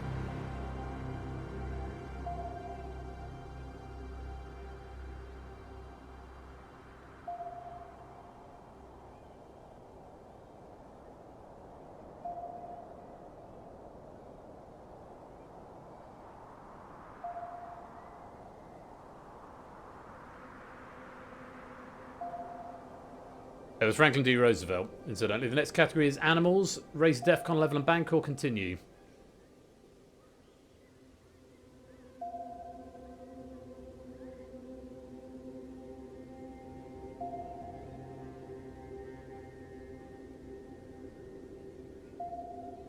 They're holding at DEFCON 4. On we go.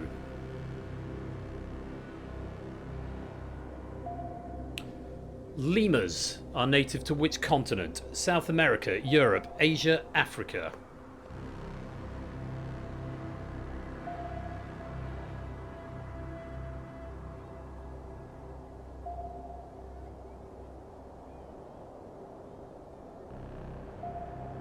Native to Africa, specifically Madagascar.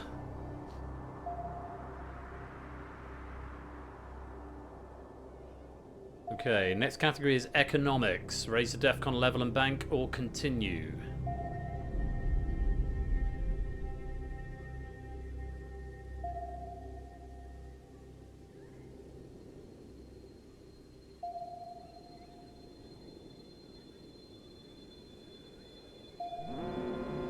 .67% of players voted to raise the DEFCON level. We are going to DEFCON 3. Butty Cat, welcome to the stream. How much is a 15% service charge on a £20 meal? £3, £4, £3.50 or £4.50?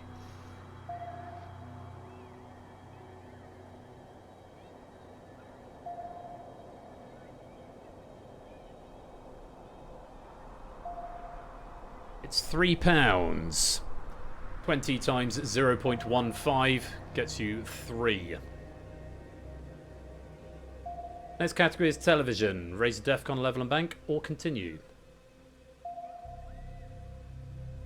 After the first raise, I think it was 33% had banked. After the second raise, 66% had banked. There are potentially players with no points at the moment. Holding at DEFCON 3. We'll say... I'm not going to say anything. I'll tell you stuff later on. Next question. Recently released on Apple TV, what is the name of Vince Gilligan's latest TV show? Zero Day, The Diplomat, Pluribus, The Beast in Me.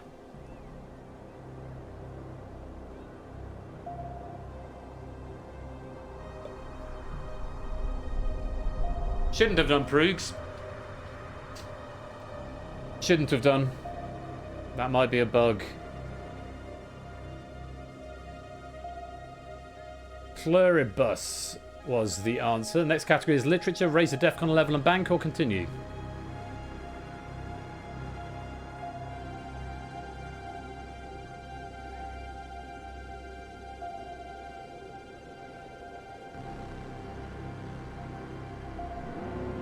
%37.5% have voted to raise the level, and we are going to DEFCON 2.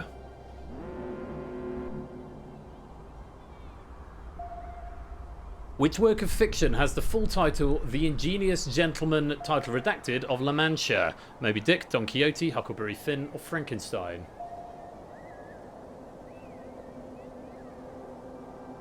Oh, did I just not update the heads-up display?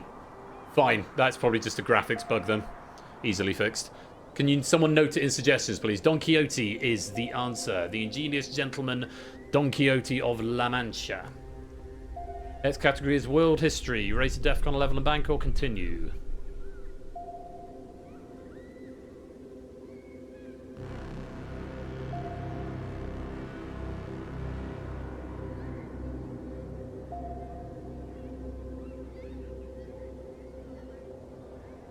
We are holding at DEFCON 2. Next question. Which civilization flourished in central Mexico from 1300 to 1521? The Guptas, the Mongols, the Incas, or the Aztecs?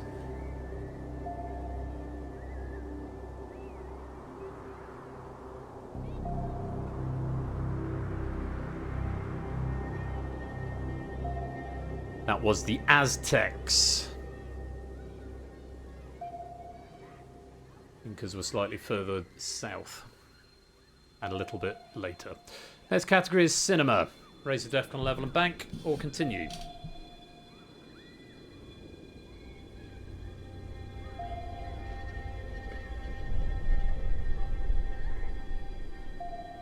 Voting over. 70% of players have voted to raise the DEFCON level. We are going to DEFCON 1. Next question. Who plays the US president in the recent apocalyptic political thriller A House of Dynamite? Chiwetel Ejiofor, Idris Elba, Digimon Hunso, Jamie Foxx.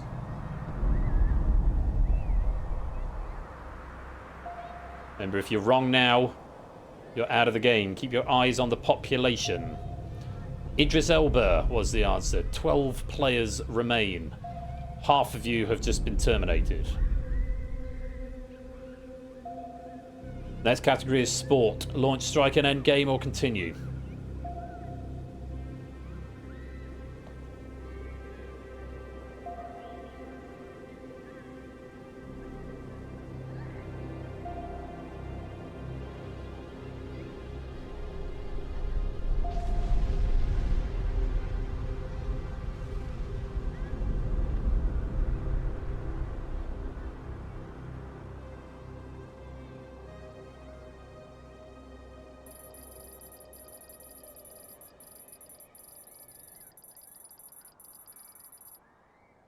Congratulations to Amy, you are the winner with 103. Well, you're not really the winner because everyone died, but you lost worst of all.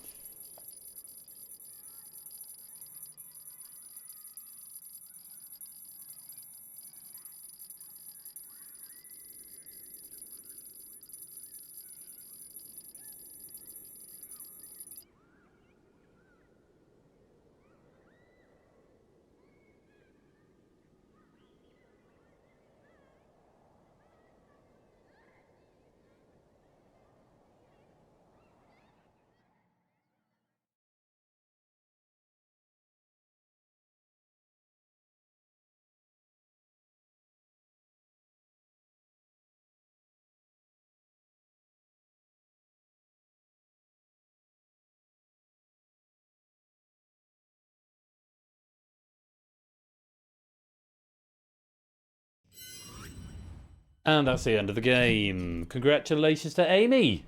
Double victory for you tonight. So,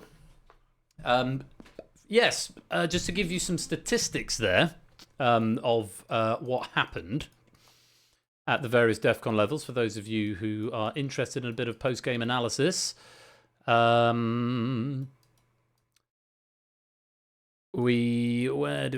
hold it at DEFCON 4. We're going to DEFCON 4. So 37.5% of players, 9 players voted to raise the DEFCON level. And it's slightly random. There is a slight level of randomness. So you can't always pitch it, that you know exactly when to bank. Yeah, I thought I'd give you a penny breakdown because it's not obvious. So only 37% of players banked going into DEFCON 4. Going into DEFCON 3. Let's hold it at DEFCON 3. Going into DEFCON 3. Find where we went to DEFCON 3. Oh no, it didn't log it, did it? It was very weird. It decided to not log. I think it was there.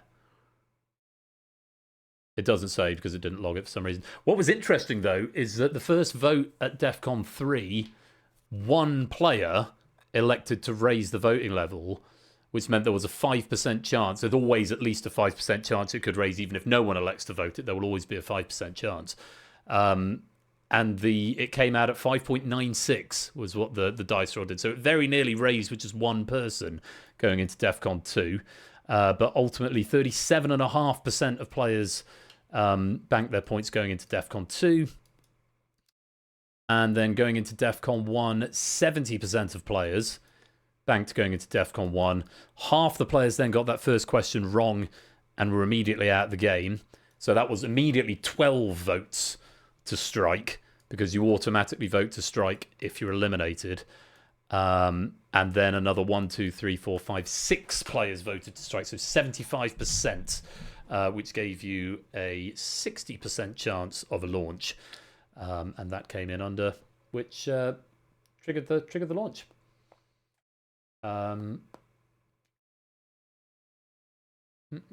Yeah, I'm thinking might need. It did feel a little bit quick. It did feel a bit quick, so I might need to look at these DEFCON levels. Yeah, this is the thing with using any form of RNG in a game, is that you've got to, sometimes there will just be a faster game. I mean, I wrote 24 questions for this and we got through 10 of them. And something like that would make for a good warm-up game. I mean, it's possible. I mean, we could play it again, if you like, with the remaining 14 questions, but seems weighted towards Takeshi. Interested in any more suggestions you've got in Discord. Say, I just wanted to tighten up, because what I didn't want to happen was that you just play until DEFCON 1 and then whoever can answer the most questions at DEFCON 1 is the winner. But yes, nobody wins the game, as you saw, unless we run out of questions. That's the only way you can win. Or you continue answering right up to the end and there is no strike launched, which is possible, but very, very unlikely. But yeah, interested to hear your feedback. Does anyone want to play again? I mean, it's 10:15. I've got 14 questions left. The only winning move is to play again. It's a fun game. Everyone dies. Yes. If you give me 2 minutes just to finagle the JSON, I can. If anyone fancies another game, because there's questions are there. Here's the sort of game you could do 2 of. But bear in mind there are fewer questions, so and they're going to be harder because put the nuclear weapon back in its box. I think I'm going to do one more game just because I want to get more feeling for how it plays. So give me a move just to finagle the questions. If you don't want to play another game, then that's fine. But since it's still relatively early for me, and I want to get a bit more feedback, and I've got these questions here, kind of a bit like, why not? So let's copy that one, and we'll go 22nd of November, A. Let's open with Notepad. And let's just get rid of the questions we've already had. Is down to there. So in theory, these questions might be a bit harder, but we'll see how they pan out. So it's just going to be good for me to get metrics for if I need to adjust these DEFCON levels, but bear in mind it is slightly RNG. No, half the players were just wrong on that question, Silent Marine, which automatically gives you a strike for a vote for a strike. So, yeah. Okay, I'm going to reload it, and we'll have one more game. And then we'll see what happens. Select question data, 22nd November A, send to build, hide launch. Right, here we go.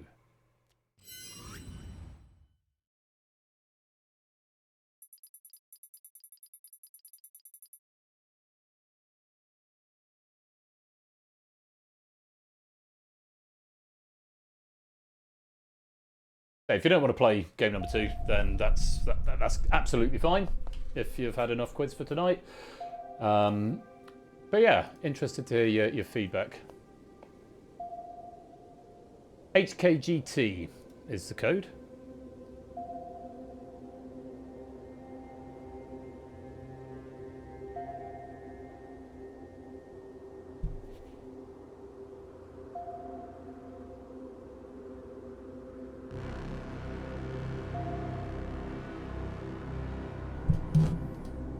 By all means, score count. By all means. Please do.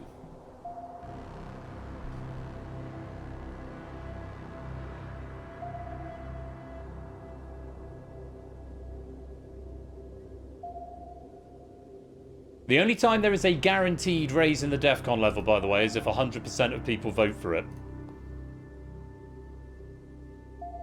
Yes, there is always a substantial chance that DEFCON won't change if you decide to stay. The more people decide to stay, the lower the chance the DEFCON level is being raised. If it would help, just as an experiment, I can't show it on graphics, but I can tell you what the percentage is after each vote. Will that help people? I think that will help people make a decision to get out, but the idea is you kind of want to make that decision yourself. I don't know if I should be telling you that.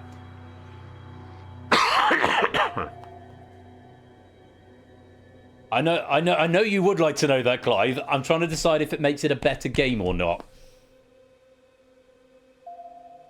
Okay, well, I get that information here. I'm just wondering, because the thing is, if it says like 80% and there isn't a raise, it's very likely it's going to raise on the next question. So I don't know if that's good or not.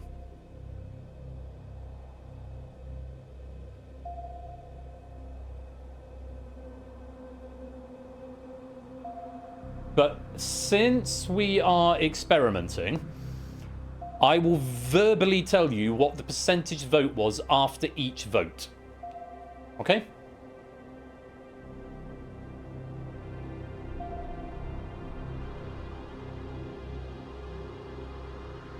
Rule refresher.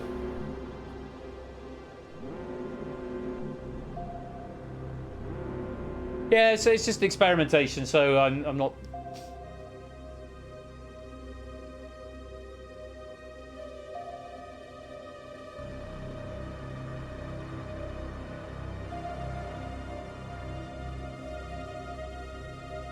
The thing is, you never know what the percentage could be as low as 30%, but it's... Yeah. But statistically, it's unlikely. If 50% of players have voted to raise the DEFCON level, then there's a 25% chance that it goes up. It's not that it's not an exact one-to-one match.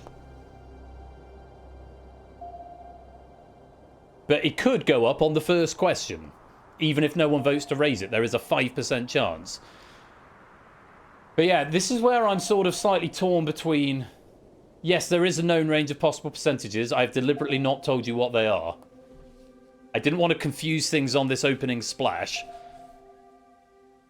So... But yeah. Let's play and see what happens. Starting with this. In which sport is the responsibility of the coxswain to shout encouragement? Cricket, curling, rowing, bobsled.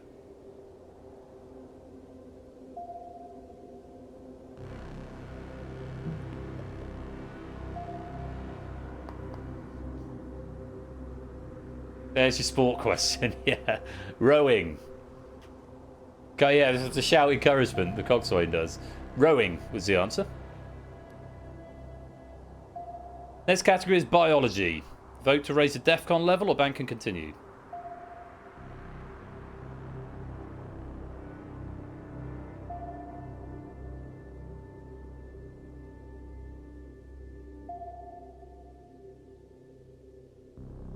Okay, I will tell you, we are holding at DEFCON 5. 18% of players have voted to raise the DEFCON level. 18%. That will be our baseline for our next vote. Which blood cells are responsible for clotting? Red cells, white cells, platelets, or none of them?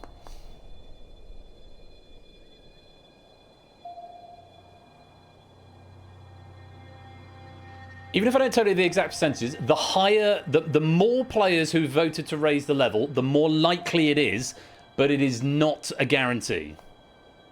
Okay, so it's statistically more likely the more people vote, platelets incidentally, but not a guarantee. So, next category is food and drink. 18% had raised by the last vote. Yes, percentage of players is not the same as a percentage chance.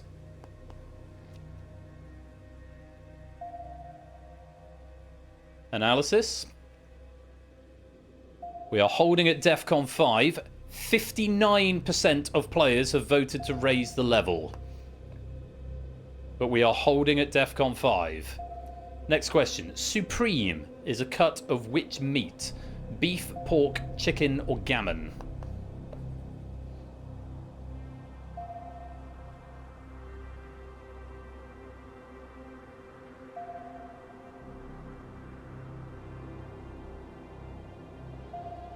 Chicken supreme. It is supreme to all the other types of cut. So, 59% of players have already voted to raise the DEFCON level. The next category is classical music. You going again, or are you voting to raise?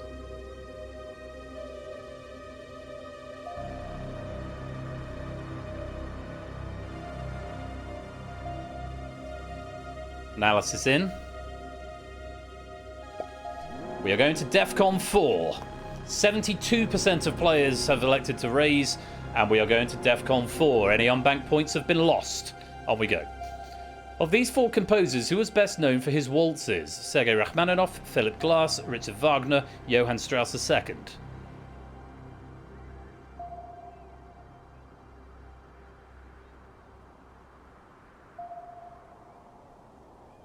Yeah, no Tchaikovsky there. It's not Tchaikovsky. It's Johann Strauss II. Wagner's more for his operas. Philip Glass is minimalist. Sergei Rachmaninoff for lots of stuff. So far, no one has voted to raise. The next category is computing. You want to raise and bank or play on?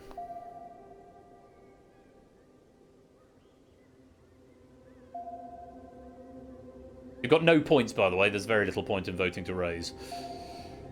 Analysing. And we're holding at DEFCON 4. 9% of players have voted. 9%. 4. While and do while are examples of what type of computing concept? Loop, data type, structure, algorithm.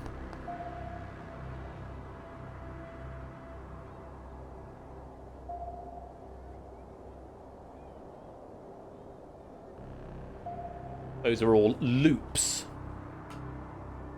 A for loop, a while loop, a do while loop, for each loop is another one. So, after the last vote, 9% of players had voted. The next category is chemistry.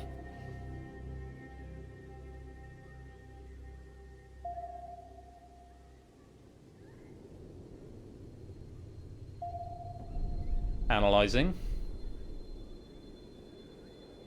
Holding at DEFCON 4, 45.5% of players have voted to raise the level. 45.5%, that's just under half. Next question. Brass is an alloy of copper and which other element? Zinc, gold, tin, or iron?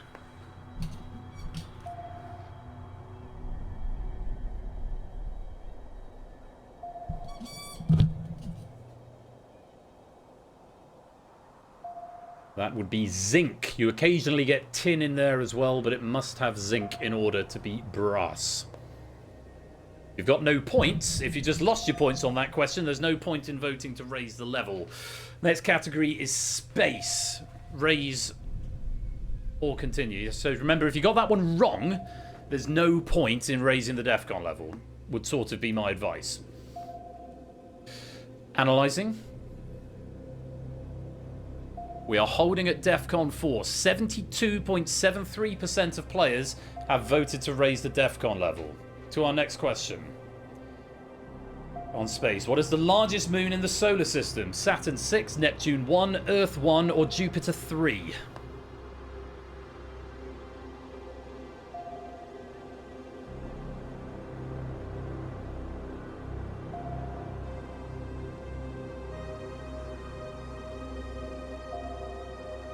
Jupiter 3, which is Ganymede. Saturn 6 is Titan, which is the second largest.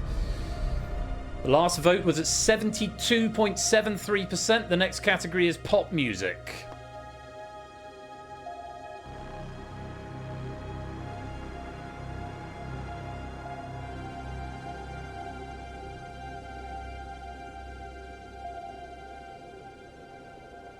Analysing.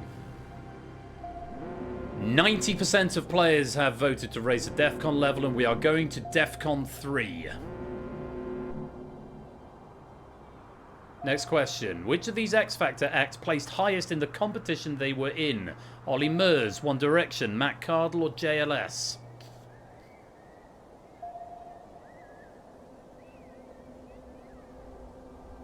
Remember, if you've got nothing banked, you've got very little incentive to raise the DEFCON level. You want to make sure you've got some points before it goes up. Matt Cardle was the answer. He won it.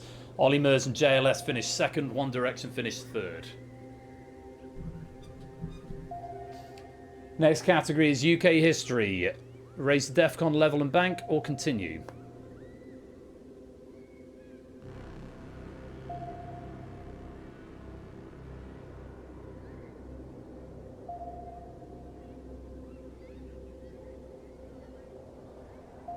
We hold at DEFCON 3. 0% of players voted to raise the DEFCON level there. Absolutely nobody. Next question. Which of these cities has not been the capital city of the UK or England? Oxford, Norwich, London, Winchester.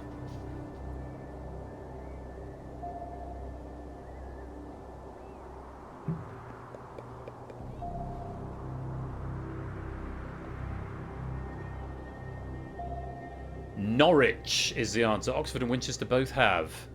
Oxford during the Cromwell bit. So, next category is religion. Anybody want to vote to raise the DEFCON level?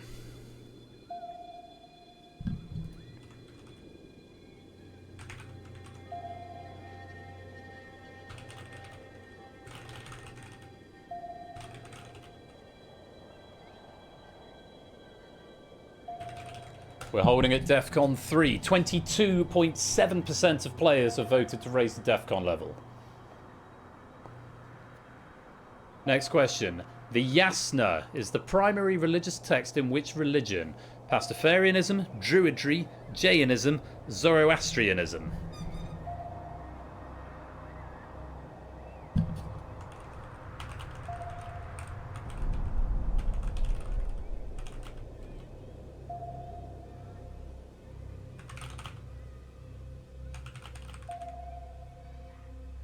It's Zoroastrianism. Opportunity to raise.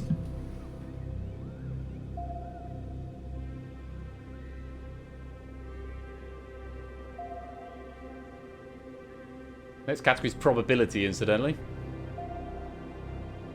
Analysing. Going to DEFCON 2. 54.5% of players voted to raise the DEFCON level. Everyone else's points have been lost, if you indeed had any. Question the next. Probability. What are the chances of drawing 4 consecutive unreplaced red cards from a fairly shuffled standard deck? 0.5%, 5.5%, 15.5%, 10.5%.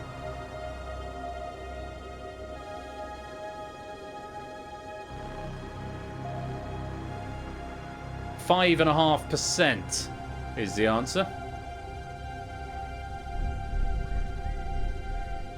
Opportunity to raise the DEFCON level. The next category is natural science.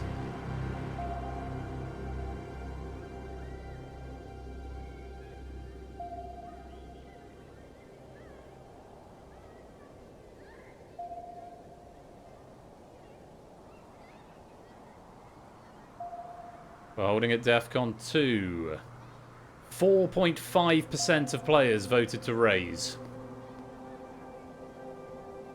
Next question. Which of these animals is technically not a spider? Camel spider, zebra spider, peacock spider, wolf spider.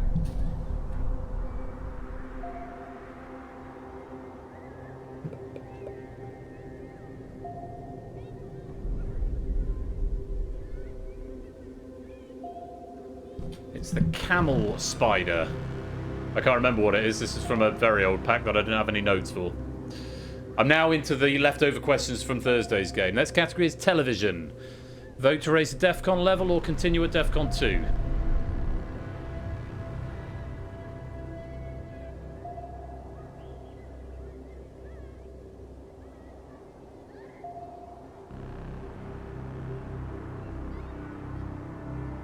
Holding at DEFCON 2. 27% of players have voted to raise the DEFCON level. I will say this is the penultimate question. The 2004 horror television series Kingdom Hospital was based on an earlier work by whom? John Avid Lindqvist, Stephen King, Lars von Trier, Werner Herzog. I can't remember what happens if we run out of questions and you haven't banked. I can't remember what happens. Because I wasn't anticipating it being something that happens very often. Lars von Trier is the answer. 27% of players have previously voted to raise the DEFCON level. The next category is literature. There is only one question left.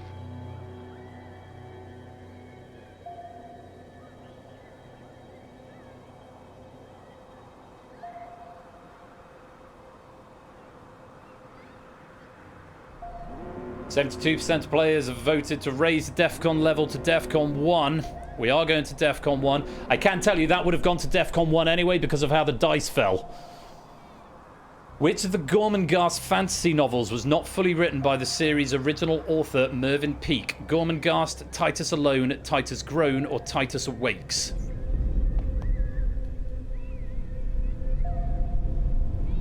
Stop it, Lewis. No. No, no, no, no, no. Population's gone from 22 to 5. Titus Awakes was the answer. 5 players have to make a decision to strike if you get that decision. Or indeed the clock might stop because we're out of questions. Let me know 5 players who got that one right if your points get banked.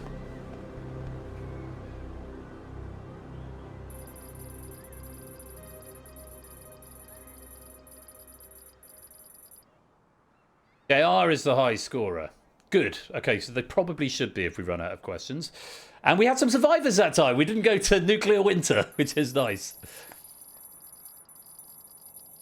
So JR managed to be the high scorer despite deceasing. But that's quite nice. So yeah, survivors are possible. I win nuclear war, but you died. Prugs is the most winning of nuclear war, but I mean, the survive and decease thing is sort of the idea is everybody dies. But yeah, Prugs did survive in second place with 84. But yeah, survivors are possible. Yes, you do. You get points for every question that you get right, Prugs.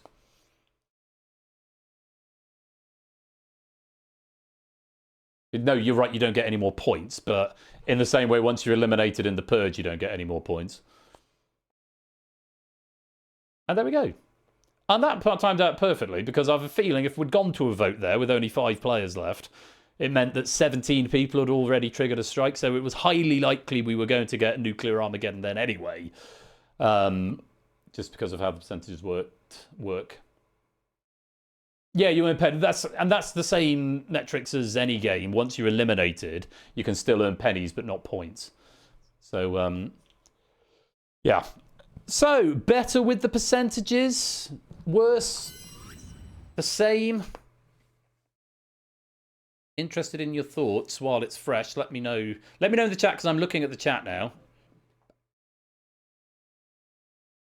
I think that was a better RNG game second time round. Didn't affect my gameplay. Better actually known to the odds. Held back on the voting. DEFCON up. Some info on the exact risk. Which is good to have. Definitely start a conversation about this in the Discord. If you're not there, go put your thoughts in there. What's happening to relate to how RNG affects the game? I expect with some idea of the odds, okay? I don't know what to make of all this as a podo. DEFCON 1 to encourage a bit more gambling. Oh, that sounds like an incomplete sentence, BC. Okay, so if anyone is interested, I haven't revealed what the percentages are for what the percentage of players who voted to raise, how that translates into a percentage of a raise happening. I will say that if 50% of players have voted to raise, there is a 25% chance that it will raise. Okay. All you need to know is that the more people vote to raise the DEFCON level, the higher the chance that the DEFCON level will be raised, but it is still random. I think that might be enough information. Rather than, because otherwise I feel what's going to happen is it's going to get very, very complicated and people are going to be like, oh, so 50% have voted to raise, which means there's a 25% chance that it's going to raise. And I just think it gets a bit too complicated at that point and people trying to game it rather than having an idea of push your luck. Whereas if the general rule is the more people who have voted to raise, the higher the chance of it. And if I let you know what that percentage is, you're still not getting an exact idea of how many. So I could tell you at the start of each vote what the vote is currently at. I could maybe represent that with a little bar or something like a DEFCON meter or something. No, the only reason players survive is because I recognise it's a technically limitless game, theoretically limitless game, where the question bank can get exhausted. The idea is no one should survive. The only reason we ran out of questions there is because that was 2 games. So I only had 14 questions left in the bank, so there's no bonus for surviving.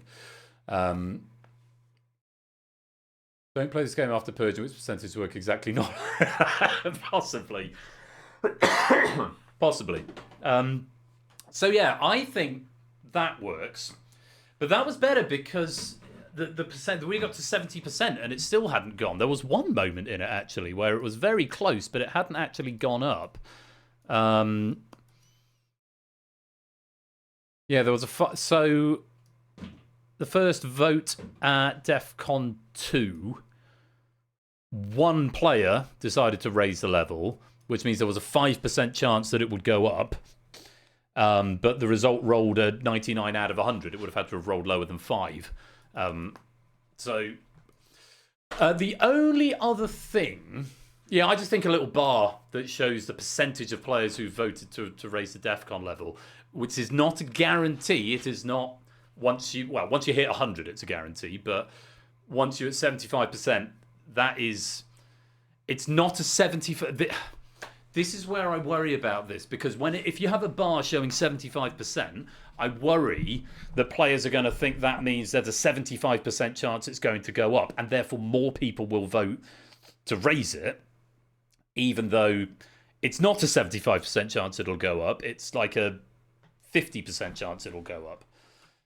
So then there's the question, do I just show you the meter showing the exact percentage chance of a DEFCON raise at the at the start of each vote? Something to discuss. The other thing, would it be useful information, strategically useful information, to show you how many players have got points at risk? Because here's the thing, if you haven't got points at risk, there's absolutely no reason for you to vote to raise the DEFCON level. Going up during the simulate step. Yeah, that would work. Yes, you disagree. If we can collate all of this into the suggestions channel as well, because I am looking at the chat, but I'm also sort of thinking out loud and doing my verbal waffle. Oh, of course. No, that's a valid point. Yeah. Because if you've just wiped out, you can vote to raise it and try to screw over somebody who's got 3 right in a row and is playing on. But they not knowing if they're banking. There's a whole load of unknown quantities in here, which I really like, and it's so close. I feel like it's very, very close to being something that could be really, really good. Good quick fire quiz, but also strategically interesting with this sort of press your luck mechanic. Did that twice since you were... Oh, okay. I think it's quite close. I hope the vibes are still good and people still like the vibes. Yeah. Actually, this is a metal cabinet. Is this a metal cabinet I can import? I need to be able to import this metal cabinet. Yeah, I'll add this to the Unicom because we've got metals going out. Yeah, so this is all about play testing and tweaking stuff. So there is going to be a bit of this, which is why I wanted to do a couple of games tonight, even though I don't know, we've already had 5 games tonight already. So, cool. No, it's not logarithmic Apodo. Actually, 0 people, there is still a 5% chance. There is always a chance, a small chance, that the DEFCON level could just go up. So even if no one votes, there is a 5% chance the DEFCON level will raise. So, proves that DEFCON 5, they're worth 11, then 12, then 13, then 14, then 15.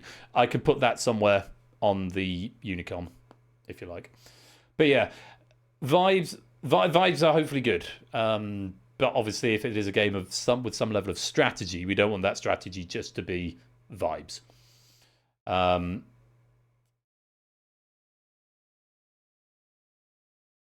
don't know, Apodo. We haven't got many games that are sort of ruled by RNG, if any, really. I kind of like it, and it gels with the theme of it because the whole nuclear war, fear of the unknown thing.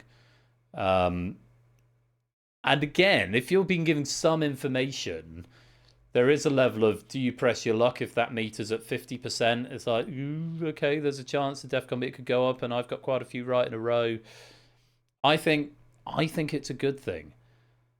I mean, case in point, we've had 3 games and 3 different winners. Granted, one of the games was on very different rules. But, I mean, that's sort of one of the other things I'm thinking is that you can have quite a swingy game. To act on incomplete information. Yeah. There's a level of that. Anyway, I'm going to do the lottery. I'm going to end that there, and then we're going to do the lottery because it is now 11:15, and I was hoping to end slightly earlier tonight. But we have had 2 extra games, so I feel like I'm doing well. Yes, let's lotto and continue this conversation in the suggestions channel in the Discord in a bit.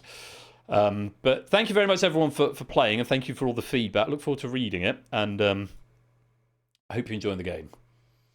If I have to queue on, that's fine. I mean, it's a very small chance, but yeah, that is kind of the vibe. What are we on? We're on lottery mode tonight, aren't we? Lottery mode, not Thunderbolt. Good. Right, here we go. Let's have a lottery. Let's unmute alerts as well. And lottery time.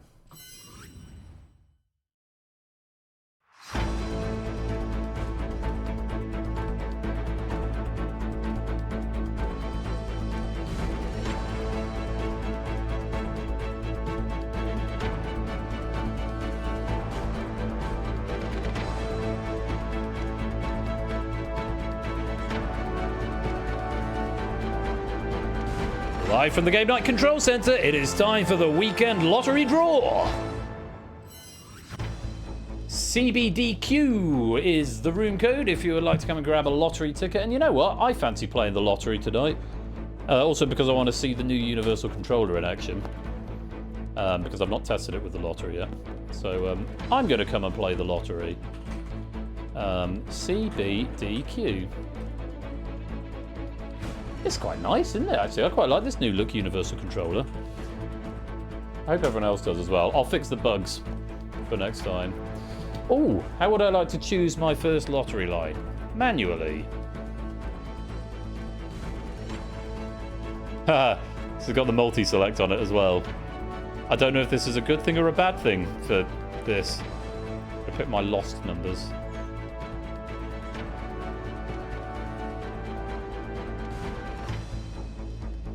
Why can't I click submit with only 5 selected? Oh, I can't. I need to look at that because that's wrong. Because it's 6. Oh, and now they've all gone to the side again. Right, I'm going to lucky dip the rest. There we go. Yeah, this has got the 3 option bug as well. But at least they all appeared in one line, so that's nice.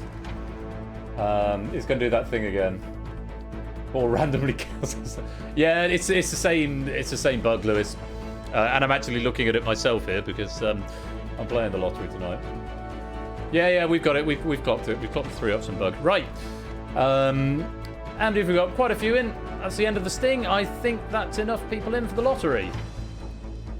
So, let's see if we can all win lots and lots of pennies tonight. Let's start the machine. It will happen, Lewis, if there are exactly 3 multiple choice options.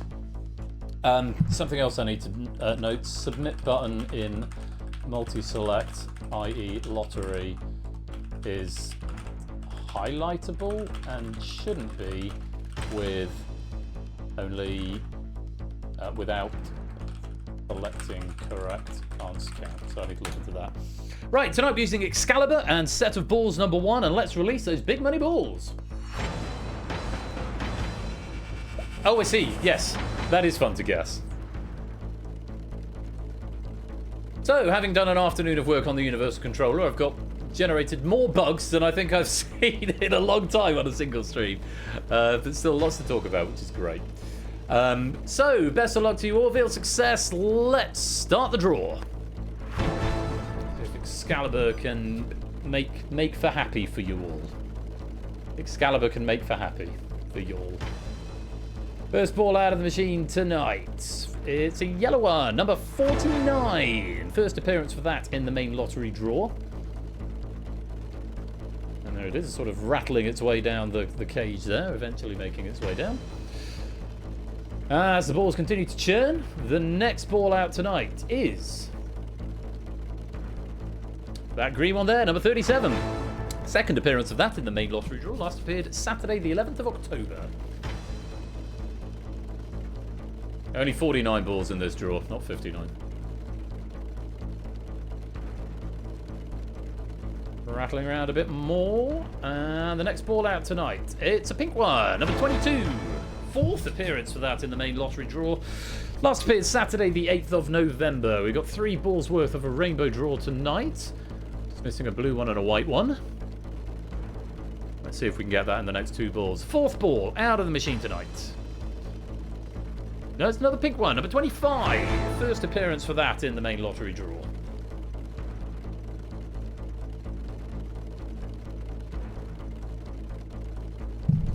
And the 5th ball.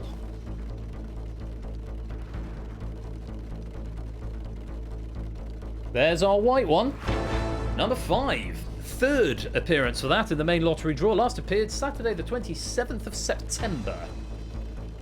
Occurs to me I should probably add the years to these last appeared debugs.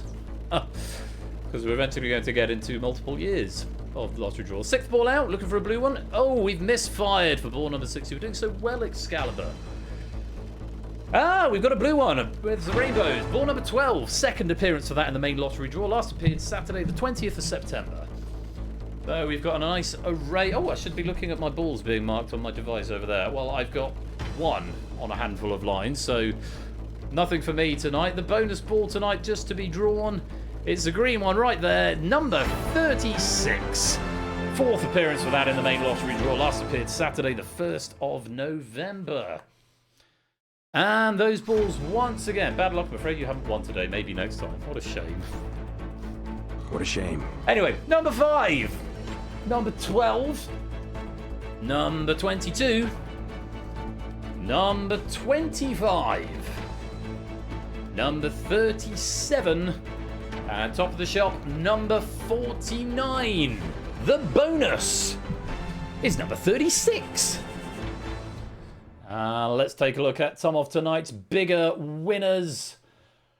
Marcini, AB Me, Stilgar, Stimson's Angle, DEFCON Survivor, and Pyro all with 3 numbers on a single line each, getting 1,000 pennies.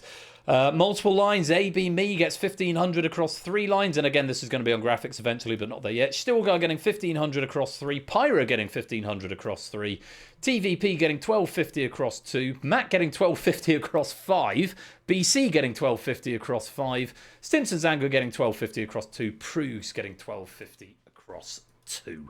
And those were the bigger wins at the lottery tonight. Hope you had fun. All that's left for me to do is raid. I think we're going to go raid JB, who's doing some quiz stuff. A few friends of the community are over there already, so we'll pop over and say hi in just a moment. But thanks for playing the lottery, and see you after the credits.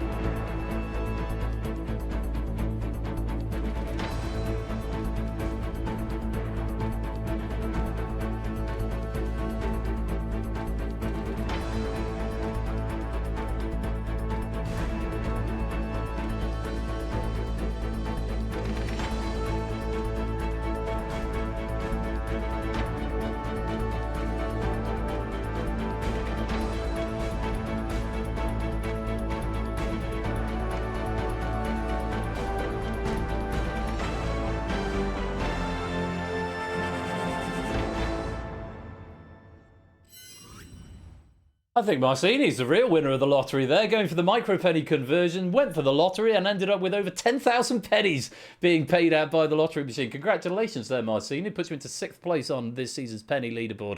We have got a new leader actually tonight. Flyboy takes the top spot with 45,863. Fett's in second now with 43,795. Colin, who's been leading all season, has dropped into third with 43,407. Marcini going nuts in VC. Good for him. Right, I think we're going to go raid JB. Just last few raid messages that I need to parse. I quite like that. Pluwani bus.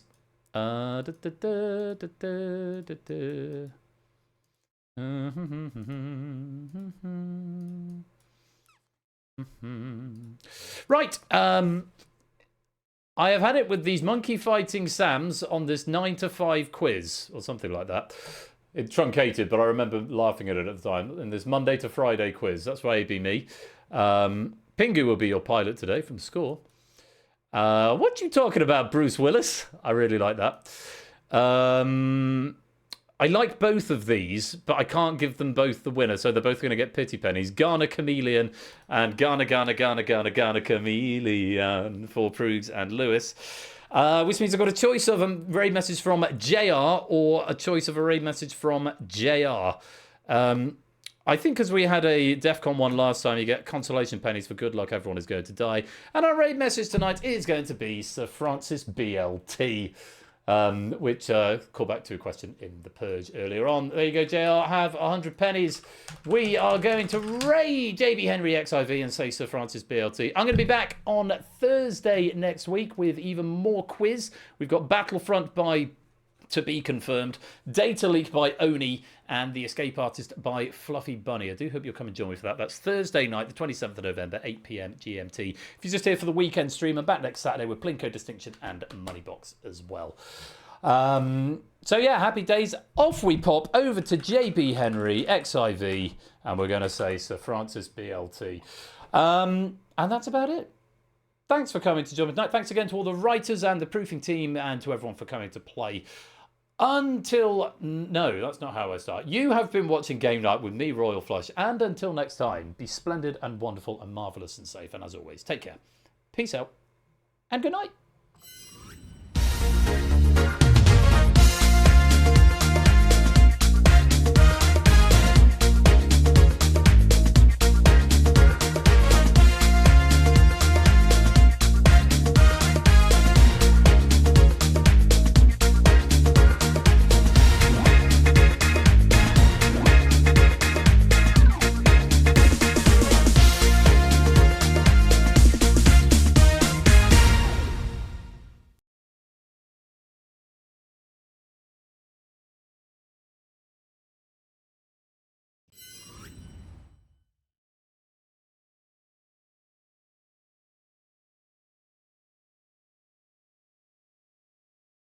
final answer.